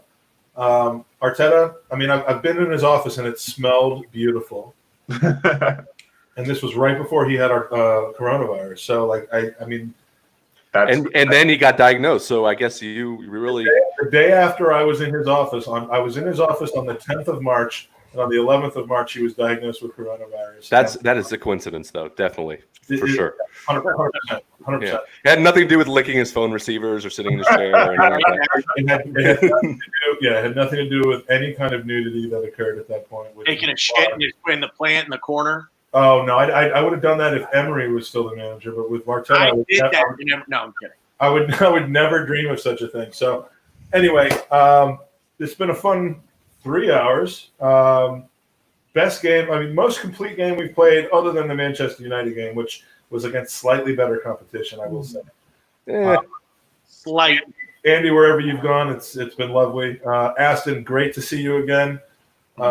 Let's give a plug out to your Orlando Freedom Fighters. Orlando Freedom Fighters. How can you find how can we find you on Twitter and tell us a few weeks down the line how you're still are you still out there, or what's going on with Yeah, we actually have a large, unfortunately, in this climate, which isn't the greatest thing, but we do have a blackout July 4th going on this Saturday in Orlando. If you guys want to come out, we'll be getting people voter registration done. We'll also be unveiling a lot of fun new facts for a lot of people that are interested, but they don't know the science or the data behind police brutality and what's going on in the city. So we'll be doing a lot of little things like that. You can find us at Orlando Freedom Fighters on Twitter and on Instagram. You can also find the Orlando Freedom Fighters, both our Facebook page and our members group on Facebook. Our website will be up this weekend. Outstanding. Well, keep up the great work. And John, if you want a road trip, you hop up to Orlando and visit us and these good people. Ashton, if you need a lawyer. Oh yeah, no. If you do, hit me up. I know. Are you for real? Yeah. Oh yeah. Yeah. I could at least point you in the right direction. Let's put it that way. Good business. Yeah. If you need insurance, then let me know. John, when are we going to see this podcast come back? I literally, as you were saying that, I texted the person I was talking to earlier about coming and doing it this week. So either tomorrow or Friday, hopefully, I'm going to record. I mean, like in the olden days when I first discovered you. Yeah. And I don't mean I discovered you in that I discovered. No, sure. Let's go with that. I meant that I found out that you had a podcast. You were kind of a lone wolf in the sense. Yeah. So what's going to be the format here? I mean, the 305 cast has been around since now. Yeah, it's been. I still have like flashbacks of it as well, so it's very apt correlation there. But no, look, I like getting guests on and talking to them as well. So that's kind of where I'm at. And that was always the most fun I ever had on it. So because I can only say so much. I like hearing other people's opinions on it as much as I like to hear myself talk sometimes. We've seen that, but yes, stay tuned. Are you going to do a YouTube thing or iTunes or? Yeah, probably just like I did it back then, just like audio, like through iTunes. Like old fashioned style. You do have a face for iTunes. I do have a face for iTunes, exactly. Well, it's good to see. I mean, because if there's one thing Arsenal is missing, it's enough podcasts. Yeah, for sure. Speaking of which, Tanner. Tell us about the Bearded Gooner podcast. It's relatively new. I think we were episode XXX yesterday, although it was actually single X, so it was the 10th episode. Tell us how you started podcasting, who your inspirations are besides me, and kiss my ass a little bit. Inspiration besides you, Jesus. Tell us about the Bearded Gooner podcast. The Bearded Gooner podcast, low drama. Hopefully no real dramatic takes on that. It's just search the Bearded Gooner on YouTube. I am relatively new. Basically, this is my first season getting into it. Inspirations. You don't really want me to answer that question. No, it's inspiration, man. It's just this is kind of what I've always wanted to do. Not the YouTube show podcast thing, but talking about sports and actually having people watch me. So as conceited as that sounds. Hey, look, I mean, there's the barriers. I think Aston was just celebrating. Sam just scored. Yeah, exactly what I was celebrating. Yes, nice. Come on, you Irons. Andy's family will be thrilled about this. So Tanner, yeah, it's great. It's great to meet you. Twitter is at the Bearded Gooner, DA, because THE Bearded Gooner was too long, so I had to shorten it to the Bearded Gooner on Twitter there. YouTube, yep, just search the Bearded Gooner. Anybody here, you guys are always open invitation. Anybody that wants to come on the show, would love having all you guys come on. So thanks for having me on, Mike. Appreciate it. Even though I came in late. Nothing better than talking Arsenal with mates. No matter how many or how few people are watching, it's still fun to do. Andy, I'm going to say goodbye for Andy. Apparently his mom, who made a lovely appearance on the podcast earlier today, her car has died. Oh, bummer. So let's all have a moment of silence for her car. And for Andy. We'll see you back soon. And other than that, it's been a big day. Come on, you Arsenal. Actually, that's not what I say. It's come on, you Gooners. I'm out of practice. Come on, you Gooners.